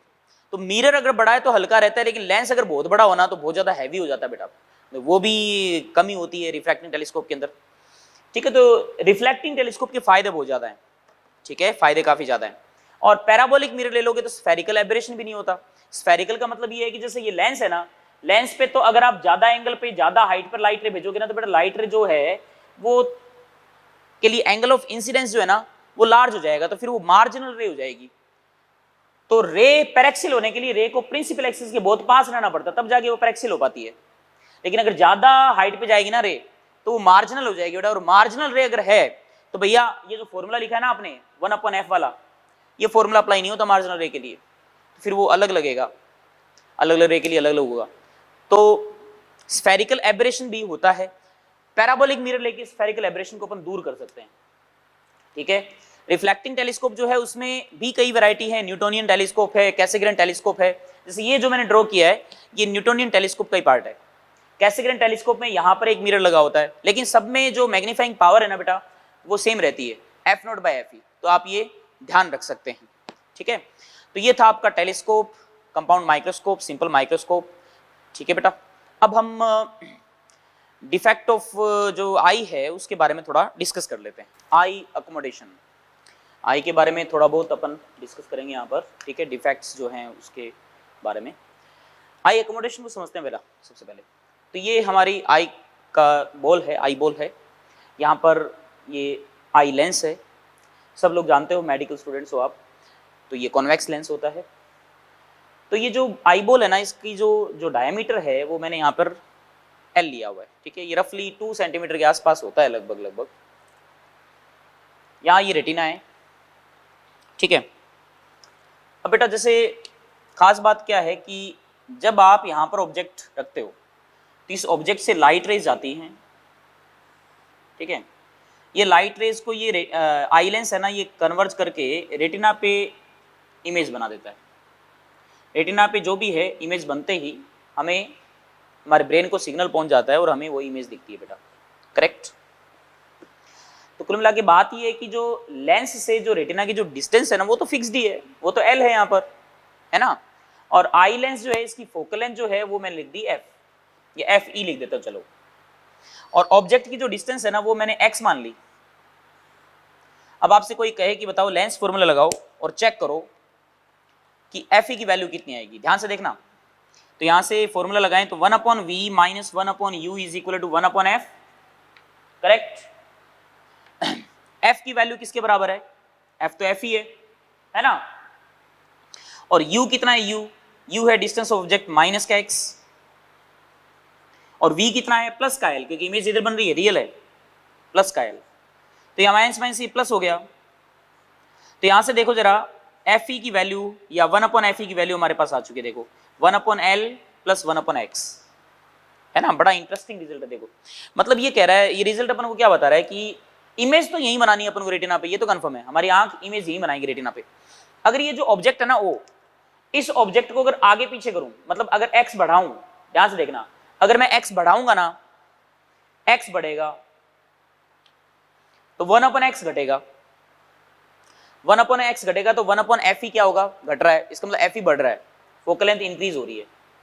x अगर बढ़ाऊंगा तो इसका मतलब सीधा सीधा ये हुआ कि f ही फोकल लेंथ जो है ना लेंस की, आंख के लेंस की फोकल लेंथ इंक्रीज हो रही है। और अगर x डिक्रीज करूंगा, ऑब्जेक्ट को जितना पास लाऊंगा, फोकल लेंथ इंक्रीज होगी। यहां से क्लियरली इस इक्वेशन से पता लग रहा है x बढ़ेगा तो f ही भी बढ़ेगा, x घटेगा तो f ही भी घटेगा, क्योंकि l तो फिक्स है। तो इसका मतलब जितना पास ऑब्जेक्ट होगा ना, फोकल लेंथ उतनी कम होगी लेंस की, हमारे आंख के लेंस की। अब आंख के लेंस की आप सोच रहे हो फोकल लेंथ कैसे चेंज हो रही है, क्योंकि जो रेडियस ऑफ कर्वेचर है ना आंख का, लेंस का, लिक्विड तो चलो फिक्स है इसके अंदर, म्यू मान लीजिए रिफ्रैक्टिव इंडेक्स है इसका, तो 1/f आप जानते हो बराबर म्यू एल बाय एयर, मान लीजिए 1 माइनस 1, 1/r1 माइनस 1/r2, है ना। इसको हाँ ये लिखना जरूरी है, 1/r1 माइनस 1/r2। अब f कब चेंज होगी, जब ये r1 r2 चेंज होंगे। तो यहां पर ये जो रेडियस ऑफ कर्वेचर है ना लेंस के, वो चेंज होते हैं, और उनको चेंज करने में थोड़ा जोर आता है।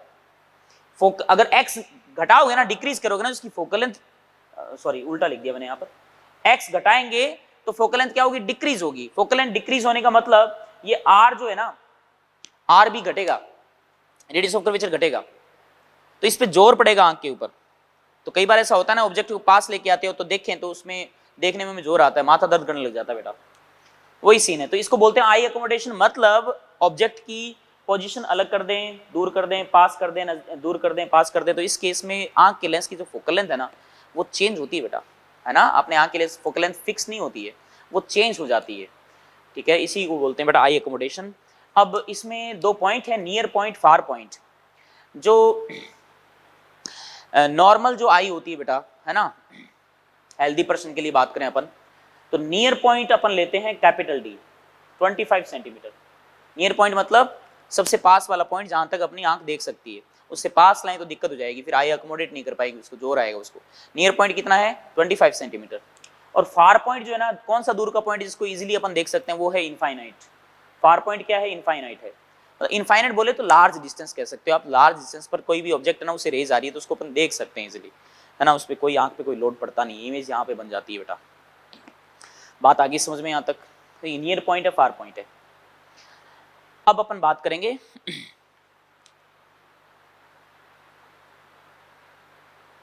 डिफेक्ट्स ऑफ आई। इसमें सबसे नंबर 1 पे आता है बेटा मायोपिया।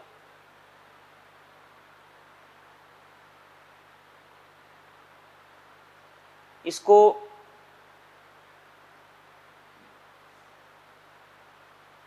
नियर साइटेडनेस भी बोलते हैं। नियर साइटेडनेस में क्या होता है, जो फार पॉइंट है ना ऑब्जेक्ट का, वो इनफाइनाइट नहीं रहता, वो फाइनाइट हो जाता है। मतलब अपन को दूर की चीजें नहीं दिखती है, कम दिखती है, ठीक है। तो जैसे किसी की आंख में ये डिफेक्ट है ना, जैसे मेरी आंख की बात कर लें, मेरे भी यही है। तो इन्फिनिटी से जब रेज आएंगी ना, इनफाइनाइट डिस्टेंस से कोई रेज आ रही है, तो ये क्या करता है, आंख का जो लेंस है ना वो रेटिना पे इमेज फॉर्म नहीं करता, रेटिना से जस्ट पहले इमेज को फॉर्म कर देता है, यहाँ पे फॉर्म हो जाती है। तो रेटिना पे इमेज नहीं फॉर्म होती, जस्ट पहले फॉर्म होती है, इसलिए इसको बोलते हैं नियर साइटेडनेस, मायोपिया। और रेटिना पे इमेज ब्लर बनती है, मतलब क्योंकि रेज यहाँ पे कन्वर्ज नहीं हो रही ना अच्छे से, तो ब्लर इमेज दिखती है अपन को, साफ नहीं दिखती है। तो अपन को इस पॉइंट को यहाँ शिफ्ट करना है, तो इस पॉइंट को यहाँ शिफ्ट करना है, इसका मतलब फोकल लेंथ को बढ़ाना है इसकी, ठीक है। फोकल लेंथ कैसे बढ़ा सकते हो आप, फोकल लेंथ घटाना नहीं बढ़ाना। तो उस केस में अपन को कौन सा लेंस यूज करना होता है, कॉनकेव लेंस। कॉनकेव लेंस बेटा फोकल लेंथ को इंक्रीज कर देता है, क्योंकि कॉनकेव लेंस की फोकल लेंथ नेगेटिव होती है ना, तो पावर इंक्रीज करना मतलब पावर घटाना, तो सिस्टम की पावर को डिक्रीज कर देता है। तो यहां पर अपन क्या करेंगे, एक लेंस लेंगे कॉनकेव लेंस। ये कॉनकेव लेंस क्या करेगा, इन लाइट रेज को डेविएट कर देगा इधर की तरफ, क्योंकि डाइवर्जिंग लेंस होता है ना, तो बाहर की तरफ डेविएट करेगा, तो फिर आगे आंख का लेंस है, कॉन्वेक्स लेंस है, वो क्या करेगा, यहां जाकर के कन्वर्ज कर देगा।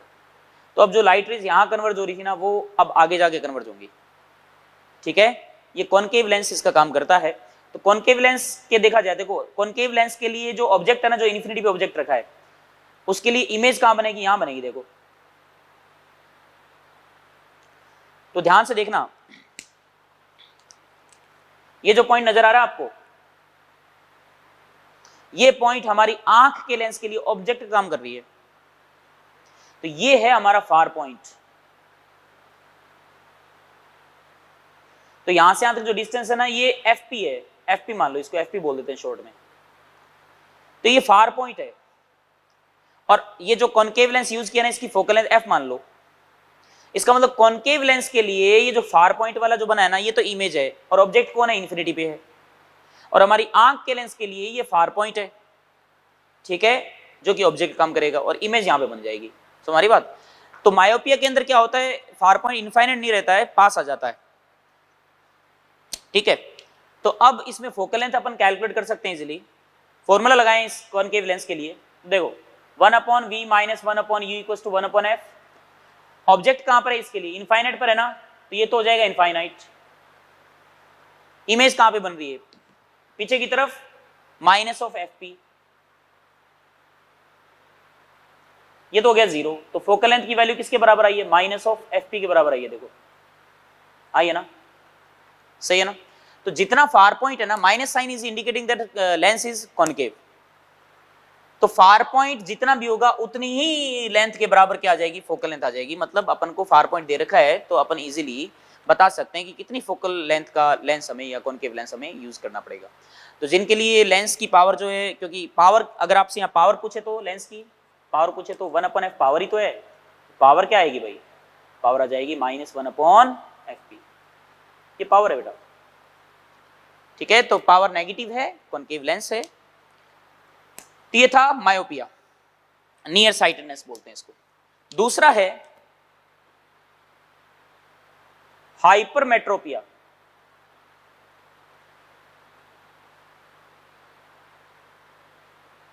हाइपरमेट्रोपिया, फार साइटेडनेस बोलते हैं इसको अपन, फार साइटेडनेस।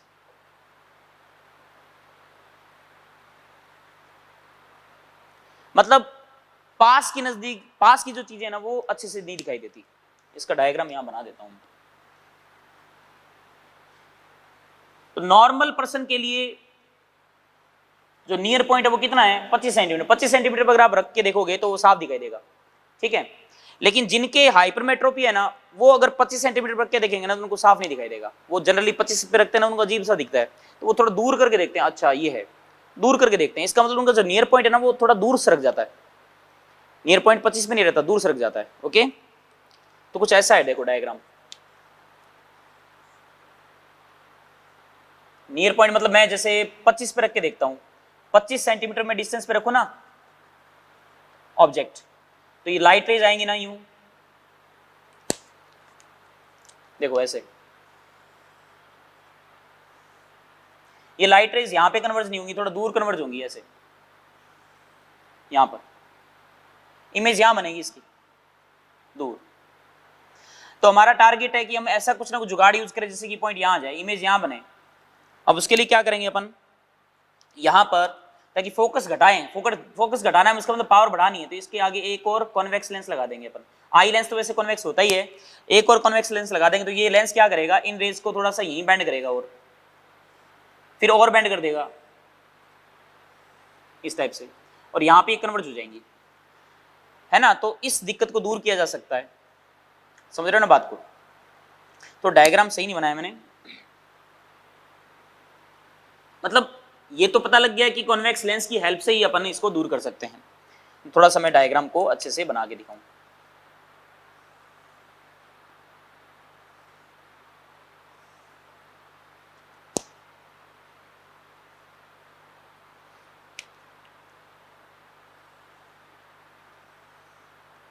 ये वो लेंस यूज किया, लाइट रेज मैं थोड़ा ड्रॉ कर रहा हूं यहां पर, देखिए यूं गई लाइट रेज,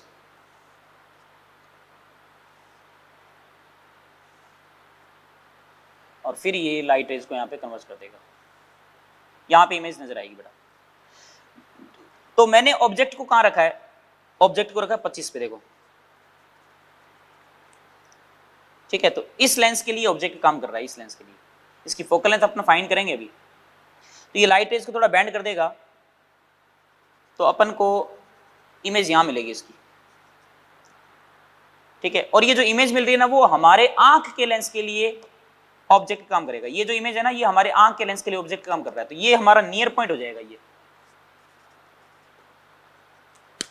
तो हमारी आंख के लिए नियर पॉइंट ये हो गया, और फिर हमारी आंख पे इजीली इमेज बन जाएगी, समझ रहे बात को। अब इसके लिए फॉर्मूला लगा देंगे अपन, 1/v minus 1/u equals to 1/f।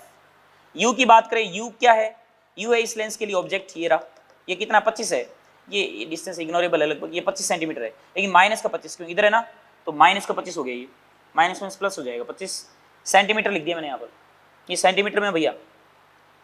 और जो v है ना, v ये भी इंसिडेंट रे के अपोजिट है, ये क्या है, माइनस का np, नियर पॉइंट है जो कि ज्यादा है, ये ज्यादा होगा तो ये वाली क्वांटिटी छोटी होगी नेगेटिव में, और ये पॉजिटिव में बड़ी है, इसका मतलब f की वैल्यू पॉजिटिव ही आएगी यहाँ पर, समझ रहे हैं बात को। और f की वैल्यू ध्यान रखना यहाँ सेंटीमीटर में आएगी, अगर आपने 25 सेंटीमीटर लिखा है तो यहाँ से आप पावर फाइंड कर सकते हो, पावर, ठीक है। ये f सेंटीमीटर में है, तो पावर भी यहाँ पर सेंटीमीटर इनवर्स के अंदर आएगी, ठीक है। डायोप्टर में चाहिए तो मीटर में लिख सकते हो आप चाहो तो, ये मीटर में लिखना चाहो तो ये 1/4 हो जाएगा, है कि नहीं है। तो यहाँ से अल्टीमेटली अपन फोकल लेंथ फाइंड कर सकते हैं, और फोकल लेंथ का रेसिप्रोकल जो होगा वो पावर हो जाएगा, ठीक है। तो ये था आपका हाइपरमेट्रोपिया। एक होता है प्रेस बायोपिया। प्रेस बायोपिया में क्या होता है, दोनों ही समस्या होती है जनरली। देखो जो पहला जो पढ़ा था ना हमने मायोपिया, वो यंग एज के अंदर जनरली देखा जाता है, ठीक है, आई में डिफेक्ट आता है। और ये जो हाइपरमेट्रोपिया ना, ये ओल्ड एज के अंदर आता है, ठीक है, 35-40 की उम्र क्रॉस करने के बाद में ये प्रॉब्लम जनरली हमें देखने को मिलती है।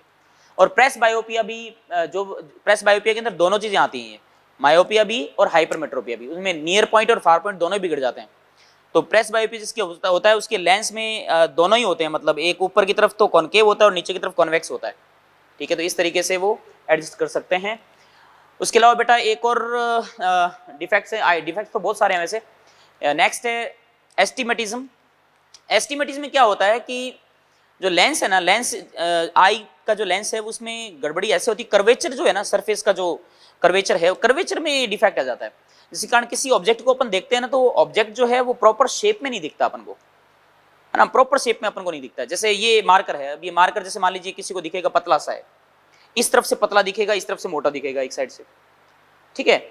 तो एक तरफ से पतला एक तरफ से मोटा, तो उस एरर को दूर करने के लिए जनरली अपन सिलेंड्रिकल लेंस यूज करते हैं। तो सिलेंड्रिकल लेंस जो होता है ना, सिलेंड्रिकल लेंस में कर्वेचर एक ही तरफ होता है, सब तरफ नहीं होता है। स्फीयर में तो हर तरफ होता है गोलाई, हर तरफ गोलाई होती है, हर तरफ गोलाई है ना, स्फेरिकल है। तो लाइट रे इधर से आएगी तो भी इधर बैंड होगी, इधर से आएगी तो भी इधर बैंड होगी। लेकिन सिलेंड्रिकल है ना, सिलेंड्रिकल में देखो कर्वेचर एक ही तरफ है, इसी सरफेस के अकॉर्डिंग देखा जाए। इसको ऊपर से देखें ना अपन, तो ऊपर से देखें तो अपन को ऐसा दिखेगा, तो यहां से लाइट रे आएगी, ऐसे लाइट रे आएगी, तो यूं बैंड हो जाएगी इस तरफ, ठीक है, मतलब यूं इस टाइप से। ऐसे देखा जाए तो प्लेन है, देखो स्ट्रेट लाइन, और ऐसे देखा जाए तो गोला है। तो एक पर्टिकुलर डायरेक्शन में बात करें तो लाइट रेज को बेंड कर सकते हैं अपन, और एक पर्टिकुलर डायरेक्शन बेंड नहीं करना है तो प्लेन सरफेस के अकॉर्डिंग देखा जाए वो बैंड नहीं होगी। मतलब लाइट रे अगर ऐसे देखे ना अपन, यूं ये लाइट रे यूं जा रही है, प्लेन सरफेस से सीधा चले जाएगी, प्लेन है तो सीधा चले जाएगी। लेकिन ऐसे देखें लाइट रे यूं बैंड हो जाएगी, यूं बैंड हो जाएगी, समझ रहे हो। तो एक तरफ तो उसको मैग्नीफाई कर सकते हो, मतलब चेंज कर सकते हो साइज में, और एक तरफ चेंज नहीं करना है तो उसमें एडजस्ट कर सकते हैं अपन। तो एस्टिमेटिज्म में कुछ इस टाइप से अपन सिलेंड्रिकल लेंस लगा करके यूज कर सकते हैं बेटा। तो ये थे कुछ डिफेक्ट्स ऑफ विजन। तो ये था बेटा आपका रे ऑप्टिक्स चैप्टर। आप जितने भी क्वेश्चंस हैं अच्छे से प्रैक्टिस कर लीजिए, बाद में देखते हैं कितने इस शीट के मॉड्यूल के कुछ क्वेश्चंस बन पड़ते हैं, तो मैं ज़रूर यहाँ पे क्लास के अंदर डिस्कस करूँगा। अब हम नेक्स्ट चैप्टर पे बेटा बढ़ते हैं, इसका नाम है वेव ऑप्टिक्स। तो बच्चों नेक्स्ट टॉपिक है आपका वेव ऑप्टिक्स। फिजिकल ऑप्टिक्स भी बोल सकते हो आप। इस चैप्टर में लाइट की जो फिजिक्स है ना, उसको समझने का हमें मौका मिलता है। मतलब लाइट क्या है, लाइट की नेचर क्या है। तो थोड़ा बहुत पार्ट मैंने आपको रे ऑप्टिक्स स्टार्टिंग में भी बताया था। बेटा लाइट एक ऐसा सब्जेक्ट था, मतलब अभी भी है एक्चुअल में इवन, कि क्योंकि इसकी स्पीड्स 3 × 10⁸ मीटर पर सेकेंड है। मतलब यूनिवर्स की मैक्सिमम स्पीड लिमिट है ये, इससे ज़्यादा स्पीड पॉसिबल नहीं है। तो लाइट किससे मिलके बनी है? लाइट पार्टिकल से मिलके बनी है कि लाइट वेव है ना। न्यूटन ने सबसे पहले इसके बारे में स्टेटमेंट दिया था। हालांकि न्यूटन ने क्या कहा था कि लाइट जो है वो पार्टिकल से मिलके बनी है, कॉर्पस्कुलर थ्योरी ऑफ लाइट। उसने जो लाइट के जो 7 कलर्स हैं, मतलब प्रिज्म में जो डिस्पर्जन आपने पढ़ा ना पिछले लेक्चर में, डिस्पर्जन वाला पार्ट अगर देखा जाए तो न्यूटन ने काफ़ी अच्छे से स्टडी किया था और उसको एक्सप्लेन भी किया था न्यूटन ने। वो कलर अलग अलग स्प्लिट हो गए थे, है ना, बेसिक कंपोनेंट जो थे उसके वो स्प्लिट हो गए थे बेटा। तो ये न्यूटन ने कॉर्पस्कुलर थ्योरी ऑफ लाइट में एक्सप्लेन किया। लेकिन न्यूटन ने क्या कहा था, न्यूटन की थ्योरी में गड़बड़ क्या थी कि जो लाइट है ना वो जब मीडियम में ट्रैवल करती है ना तो उसकी स्पीड बढ़ जाती है। ये थोड़ा अजीब था, लेकिन न्यूटन के टाइम के जो लोग थे उन्होंने तो उसको बहुत अच्छे से एक्सेप्ट भी कर लिया था, क्योंकि न्यूटन उस टाइम का लीजेंड था बेटा। और सीरियसली माने तो न्यूटन वास्तव में लीजेंड था। उस समय रिसोर्सेज बहुत कम थे, 400-500 साल पहले की अगर अपन बात करें बेटा, तो उस समय सुविधाएं नहीं थी, रिसोर्सेज नहीं थे इतने। अल्बर्ट आइंस्टाइन के टाइम में तो फिर भी रिसोर्सेज अवेलेबल थे और बहुत कुछ रिसर्च हो चुकी थी। न्यूटन ने बहुत कुछ फिजिक्स को दिया है, मैकेनिक्स तो दी है, उसके अलावा रेडिएशन में भी काफ़ी उसने कोऑपरेट किया, ऑप्टिक्स में अंदर भी उसने काफ़ी कुछ रोल प्ले किया बेटा। न्यूटन का काफ़ी योगदान रहा है। न्यूटन वास्तव में देखा जाए तो फिजिक्स में एक लीजेंड की भूमिका पर, लीजेंड के ऊपर पूरा पूरा उनका फिट बैठता है बेटा। तो न्यूटन ने कहा था कि लाइट पार्टिकल से मिलकर बनी है। एक्चुअली में न्यूटन ने मैकेनिक्स को इसके अंदर, लाइट के अंदर इंक्लूड किया था। जैसे लॉज ऑफ रिफ्लेक्शन की बात करें तो आपने कोलिजन वाला चैप्टर पढ़ा है, तो उसने कॉर्पस्कुलर थ्योरी के अकॉर्डिंग पार्टिकल्स मान लिए थे और ये माना कि जब भी लाइट रिफ्लेक्ट होती है इसका मतलब लाइट के जो पार्टिकल्स है ना वो छोटी छोटी बॉल्स हैं, और वो बॉल्स जो है इलास्टिक कोलिजन कर रही है, तो जितने एंगल पर इंसिडेंट होगी उसी सेम एंगल पर रिफ्लेक्ट हो जाएंगी।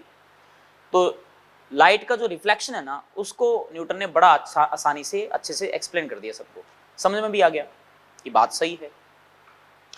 फिर जब बात आई रिफ्रैक्शन की, स्नेल्स लॉ की, μ1 sin i बराबर μ2 sin r, उसको भी न्यूटन ने बड़ा चतुराई से, बड़ा चालाकी से एक्सप्लेन कर दिया। मतलब स्नेल्स लॉ को भी न्यूटन ने कॉर्पस्कुलर थ्योरी ऑफ लाइट से एक्सप्लेन कर दिया। अब उसका एक्सप्लेनेशन बड़ा अजीब है। न्यूटन ने क्या कहा था, मीडियम में जब लाइट ट्रेवल करती है तो उसकी स्पीड बढ़ जाती है। तो उसने बड़ा विचित्र तरीके से उसको एक्सप्लेन किया। जैसे ये इंक्लाइन प्लेन है, जैसे ये इस टाइप से, ये फ्लैट है और ये इंक्लाइन प्लेन है, ठीक है। अब आप इसको ऊपर से देख रहे हो, ऊपर से देखोगे तो आपको कुछ ऐसा नजर आ रहा है।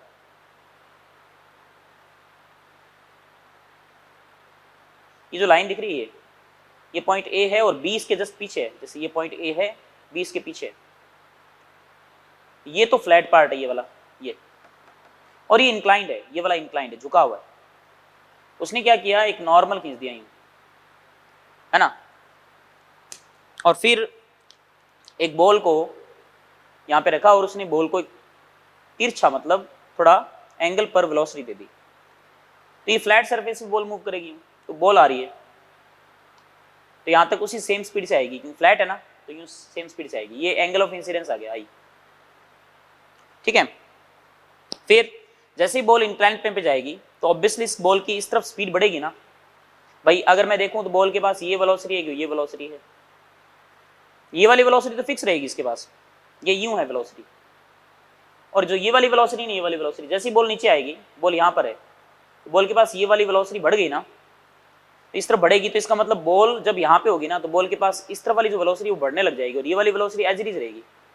ये वाली वेलोसिटी पे ग्रेविटी का कोई इंपैक्ट नहीं पड़ेगा, ये वाली वेलोसिटी एज इट इज रहेगी। ये वाली वेलोसिटी बढ़ेगी तो इसका मतलब नेट वेलोसिटी जो है इसके पास इस तरफ आ गई, तो थोड़ा तिरछा इंक्लाइंड होगी ना, इसका मतलब इसको अगर उसने ड्रॉ किया था, ऐसे ड्रॉ किया था कि इस तरफ वाली वेलोसिटी बढ़ने के कारण ये थोड़ा यूं हो जाएगी बॉल, ये वाली वेलोसिटी बढ़ गई, ये वाली वेलोसिटी एज इट इज है, तो ये एंगल ऑफ रिफ्रैक्शन हो गया, आर कम हो गया देखो। तो इसको उसने डेंसर मीडियम मान लिया, मतलब डेंसर बोले तो वैसे तो बोलना सही नहीं है न्यूटन के अकॉर्डिंग, लेकिन जब मीडियम में जाएगी लाइट रे तो उसकी स्पीड बढ़ जाएगी पार्टिकल्स की, तो वो नॉर्मल की तरफ बेंड हो जाएंगे। मैकेनिक्स लगा करके उसने स्नेल्स लॉ से इजीली प्रूफ कर दिया था इसको, तो रिफ्रैक्शन भी प्रूफ हो गया, रिफ्लेक्शन भी प्रूफ हो गया, न्यूटन की बल्ले बल्ले हो गई, ठीक है। सब लोग मानते भी थे, पहले से ही मानते थे न्यूटन को, तो न्यूटन को हरा पाना मुश्किल था। उसके आसपास ही कुछ एक सालों में ही हाइगन एक रिसर्च स्कॉलर था, हाइगन को थोड़ा अजीब लगता था। हाइगन ने कहा कि लाइट जो है वो पार्टिकल से मिलकर नहीं बनी हुई है। अब कोई कहे क्यों, जवाब तो उसके पास भी नहीं था, लेकिन वो उसके अंदर ही अंदर उसको लगता था कि लाइट पार्टिकल नहीं है, लाइट वेव है। तो जब उसने लोगों को कहा कि लाइट वेव है तो लोगों ने मजाक भी उड़ाया कि लाइट वेव कैसे है भाई, न्यूटन जो कह रहा है वो सही है, उसकी बात मान लो। लेकिन उसने कहा नहीं, लाइट वेव है, और वेव से वो काफी ज्यादा ऑब्सेस्ड था। मतलब पानी में जो वेव्स होती हैं उन वेव्स के साथ वो एक्सपेरिमेंट करता था, पानी वाली वेव्स में रिपल्स के साथ, इंटरफेरेंस, कंस्ट्रक्टिव, डिस्ट्रक्टिव। आपने वेव थ्योरी चैप्टर के अंदर पढ़ा होगा, डिस्ट्रक्टिव इंटरफेरेंस क्या होता है, कंस्ट्रक्टिव क्या होता है। तो वो कुछ चीजें जो थी उसने बड़ी अच्छे से उन पर स्टडी की, और उसका काफी इंटरेस्ट था उस तरफ। तो हाइगन का कहना था कि लाइट क्या है, वेव है। अब उसको लोगों ने उसने कह तो दिया लाइट वेव है, लोगों ने कहा ठीक है जी आप थ्योरेटिकली प्रूफ कीजिए। तो न्यूटन ने हाइगन ने अपनी थ्योरी जो भी यूज की, उस थ्योरी से उसने ये प्रूफ किया, रिफ्लेक्शन को प्रूफ किया, angle I equals to angle R, और Snell's law mu one sine I बराबर म्यू टू साइन आर को भी हाइगन ने अपनी थ्योरी से प्रूफ कर दिया। मतलब अगर अपन थ्योरेटिकली प्रूफ की बात करें तो दोनों टक्कर में थे, न्यूटन भी और हाइगन भी, दोनों सेम चीज थी, मतलब दोनों ने प्रूफ कर दिए थे, लेकिन एक ने पार्टिकल माना था, एक ने वेव माना था। तो यहां पर बड़ा झमेला था, कई सालों तक संघर्ष रहा इसके बारे में कि लाइट क्या है, वेव है कि पार्टिकल है। तो हाइगन ने भी दोनों चीजें प्रूफ कर दी थी, और हाइगन से पूछा लोगों ने कि लाइट अगर वेव है तो वो ट्रैवल कैसे करती है, क्योंकि हमारे अर्थ में अराउंड एटमॉस्फेयर है, और उसमें वेव की बात करें तो मैकेनिकल वेव जो होती है, जैसे साउंड वेव है, साउंड वेव के लिए अपन को पता है मीडियम की रिक्वायरमेंट होती है, एयर होनी चाहिए। वैक्यूम रख दें तो साउंड वेव ट्रैवल नहीं कर पाएगी बेटा।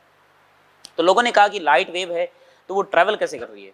यहाँ तो चलो ठीक है एयर है तो एयर में बता देंगे चलो, लेकिन लोगों ने कहा कि सूरज से सनलाइट जो आ रही है, रेज आ रही है, या स्टार से जो लाइट आ रही है, वहां तो एयर है ही नहीं, ठीक है, एयर है ही नहीं, तो वो लाइट कैसे आ रही है।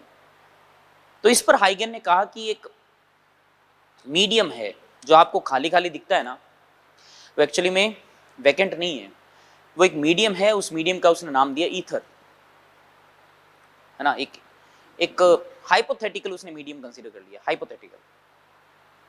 और उस समय कौन कहाँ किसने जाके देखा था ऊपर, अर्थ से ऊपर जाके, कि वास्तव में ये मीडियम एग्जिस्ट करता है कि नहीं करता है। तो उसने बोल दिया ऐसे ही, ईथर है, एक मीडियम है ईथर, जिसमें लाइट जो है वो प्रोपागेट करती है, ट्रैवल करती है। लेकिन बाद में रिसर्च हुए, प्रैक्टिकल्स हुए बहुत सारे, मतलब कई साल बाद में, बहुत सालों बाद में, तो ईथर केवल हाइपोथेटिकली था, ईथर का कोई एग्जिस्टेंस नहीं है। आज की थ्योरी में ईथर की कोई जगह नहीं है बेटा।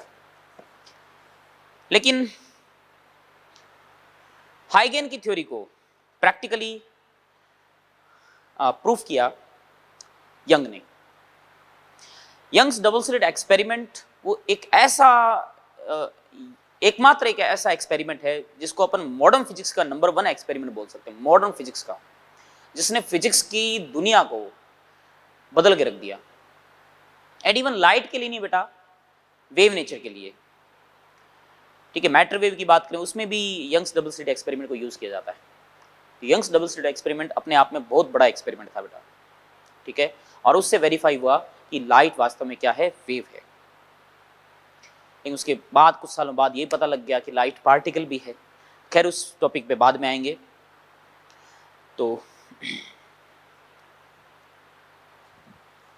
ओके, तो टाइम का थोड़ा अभाव है। तो हाइगन ने लाइट को वेव माना। अब थोड़ा सा एक हल्का फुल्का पार्ट जो आपने पहले पढ़ा होगा बेटा, वेव फ्रंट, इसको थोड़ा कंप्लीट कर लेते हैं। वेव फ्रंट क्या है? अगर आपने मैकेनिकल वेव पढ़ी है तो आपको आइडिया होगा। जैसे बेटा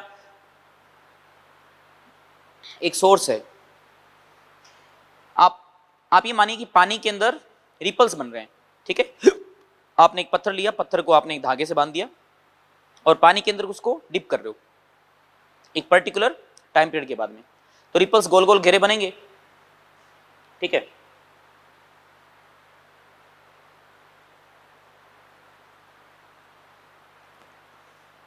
तो वेव फ्रंट क्या है? Locus of all points of medium vibrating in same phase is called wave front. Locus of all points, ठीक है, vibrating same phase. Same phase vibrate मतलब पार्टिकल्स जो है वो ऐसे वाइब्रेट हो रहे हैं। These particles are vibrating same phase, okay. These are vibrating in opposite phase, pi का फेज डिफरेंस है, सेम फेज। तो यहां पर अगर अपन देखें ना, एंड वेव फ्रंट मतलब फ्रंट ऑफ वेव। तो जैसे इस पॉइंट की बात करूं, तो यहां पर पॉइंट की बात करूं, यहां पर पॉइंट की बात करूं, देखो ये देखो, ये पॉइंट जो है सेम फेज में वाइब्रेट हो रहे हैं। अगर यहाँ पे क्रेस्ट है तो इस पे भी क्रेस्ट है, इस पे भी क्रेस्ट है। यहाँ पे ट्रफ है तो इस पे भी ट्रफ है, इस पे भी ट्रफ है। तो ये भी एक वेव फ्रंट है, ये भी एक वेव फ्रंट है। इनफाइनाइट वेव फ्रंट ड्रॉ कर सकते हो आप। तुम्हारी बात, वेव फ्रंट का मतलब points are vibrating in same phase. ये देखो यहाँ क्रेस्ट है तो यहाँ पे भी क्रेस्ट है, यहाँ पे भी क्रेस्ट है, या sorry trough trough sorry trough trough trough, ये क्रेस्ट, यहाँ थोड़ा डायग्राम में थोड़ा कंजूसी कर दी, ये क्रेस्ट ये क्रेस्ट ये क्रेस्ट, करेक्ट। तो सेम फेज में वाइब्रेट हो रहे हैं, उनका जो लोकस होगा उसी को अपन क्या बोलेंगे, वेव फ्रंट बोलेंगे। अब सोर्स की बात करें तो हाइगन ने बताया, मैं यहां पर थ्योरी को थोड़ा सा कंसाइज कर रहा हूं, ठीक है, समय का अभाव है, कमी है। तो मैकेनिकल वेव से इसकी कंपैरिजन किया। तो सोर्स 3 टाइप के लिए, एक तो पॉइंट सोर्स, पॉइंट सोर्स से रिपल्स बनेंगे बेटा, पानी वाली वेव की अगर अपन बात करें, ठीक है, जैसे पानी वाली वेव 2 डायमेंशनल वेव है। पॉइंट सोर्स साउंड वेव है, तो सब डायरेक्शन ऑल अराउंड सब तरफ जा रही है वेव, ठीक है। तो यहां पर अगर मैं वेव का वही उस टाइप से पैटर्न बनाऊं, इस टाइप से, ज्यादा बना नहीं पाऊंगा, यहाँ पर क्रेस्ट क्रेस्ट, यहाँ पे क्रेस्ट क्रेस्ट, तो ये वेव फ्रंट है बेटा पूरा पूरा। इस वेव फ्रंट पे जितने भी पॉइंट्स होंगे ना, सारे के सारे सेम फेज में वाइब्रेट हो रहे हैं। अगर यहाँ पर क्रेस्ट होगा ना तो यहाँ पर भी क्रेस्ट होगा, यहाँ पर भी क्रेस्ट होगा, सब जगह क्रेस्ट होगा। अगर यहाँ ट्रफ होगा, वेव थोड़ा सा आगे प्रोसीड करेगी तो यहाँ पे ट्रफ आ जाएगा, ट्रफ होगा तो यहाँ पे भी ट्रफ ट्रफ, ये वेव फ्रंट है, ये भी एक वेव फ्रंट है, ये भी वेव फ्रंट है। तो अगर पॉइंट सोर्स है तो वेव फ्रंट कैसा होगा, स्फेरिकल। पॉइंट सोर्स है तो वेव फ्रंट कैसा होगा, स्फेरिकल होगा, ठीक है। और स्फेरिकल वेव फ्रंट है ना, तो आपको मालूम होगा जो इंटेंसिटी होती है I, intensity is proportional to square of amplitude. और इंटेंसिटी अगर स्फेरिकल वेव फ्रंट है तो intensity is equal to power upon में एरिया, पावर अपॉन में एरिया। तो सोर्स की पावर अगर P है तो ये आ जाएगा P बाय 4πr स्क्वायर। तो मतलब a square is proportional to 1/r square, that means a is proportional to 1/r। तो रेडियस ये जो डिस्टेंस है ना, रेडियल डिस्टेंस बढ़ने के साथ सोर्स से डिस्टेंस बढ़ेगी तो एम्पलीट्यूड लगातार डिक्रीज होता है, और इंटेंसिटी जो है I proportional to 1/r square. Line source की बात करें, किसकी, लाइन सोर्स की। लाइन सोर्स में जैसे लाइन चार्ज होता है ना, वैसे ही आप लाइन सोर्स मान सकते हो। आप ट्यूबलाइट मत मान लेना, लाइन सोर्स से वेव ऐसे ट्रेवल कर रही है हर तरफ, करेक्ट, यूं हर तरफ। पॉइंट सोर्स से ऐसे हर तरफ, हर डायरेक्शन, चारों तरफ। लाइन सोर्स में लाइन सोर्स के परपेंडिकुलर डायरेक्शन वेव प्रोपेगेट कर रही है। तो उसके लिए वेव फ्रंट बनाएंगे तो बेटा कुछ ऐसा बनेगा, देखो सिलेंड्रिकल वेव फ्रंट बनेगा। ये स्फेरिकल है, इसमें पॉइंट सोर्स के लिए, ये लाइन सोर्स है, लाइन सोर्स, और ये सिलेंड्रिकल वेव फ्रंट है, सिलेंड्रिकल वेव फ्रंट, ठीक है, इस टाइप से। क्रेस्ट यहाँ पे तो यहाँ पर भी क्रेस्ट, मतलब हर पॉइंट पर यहाँ पर अगर क्रेस्ट होगा तो सब पॉइंट पे क्रेस्ट ही होगा। तो ऐसे कई सारे वेव फ्रंट बना सकते हो आप सिलेंड्रिकल। अब लाइन सोर्स से जो डिस्टेंस अगर मान लीजिए आर है, again intensity proportional to A square और प्रोपोर्शनल टू पावर, इस सोर्स की पावर पी है, और एरिया जो आएगा यहाँ पर कितना आएगा, जैसे ये लेंथ मान लीजिए एल है, तो सिलेंडर का एरिया, सरफेस एरिया कितना आता है 2 पाई आर एल। इसका मतलब A proportional to 1 upon root R. तो एम्पलीट्यूड जो है वो रूट आर के इनवर्सली प्रोपोर्शनल होता है बेटा, ठीक है। और तीसरा केस, अगर सोर्स इनफाइनाइट डिस्टेंस पर है, बहुत लार्ज डिस्टेंस पर है, तो आपको पता है कि अगर रेडियस अगर इनफाइनाइट हो जाए, रेडियस अगर इनफाइनाइट हो जाए तो सरफेस कैसी हो जाती है, प्लेन हो जाती है बेटा, सरफेस प्लेन। तो सोर्स अगर इन्फिनिटी पे है तो सरफेस प्लेन हो जाएगी, प्लेन सरफेस ऐसे। तो फिर उस केस में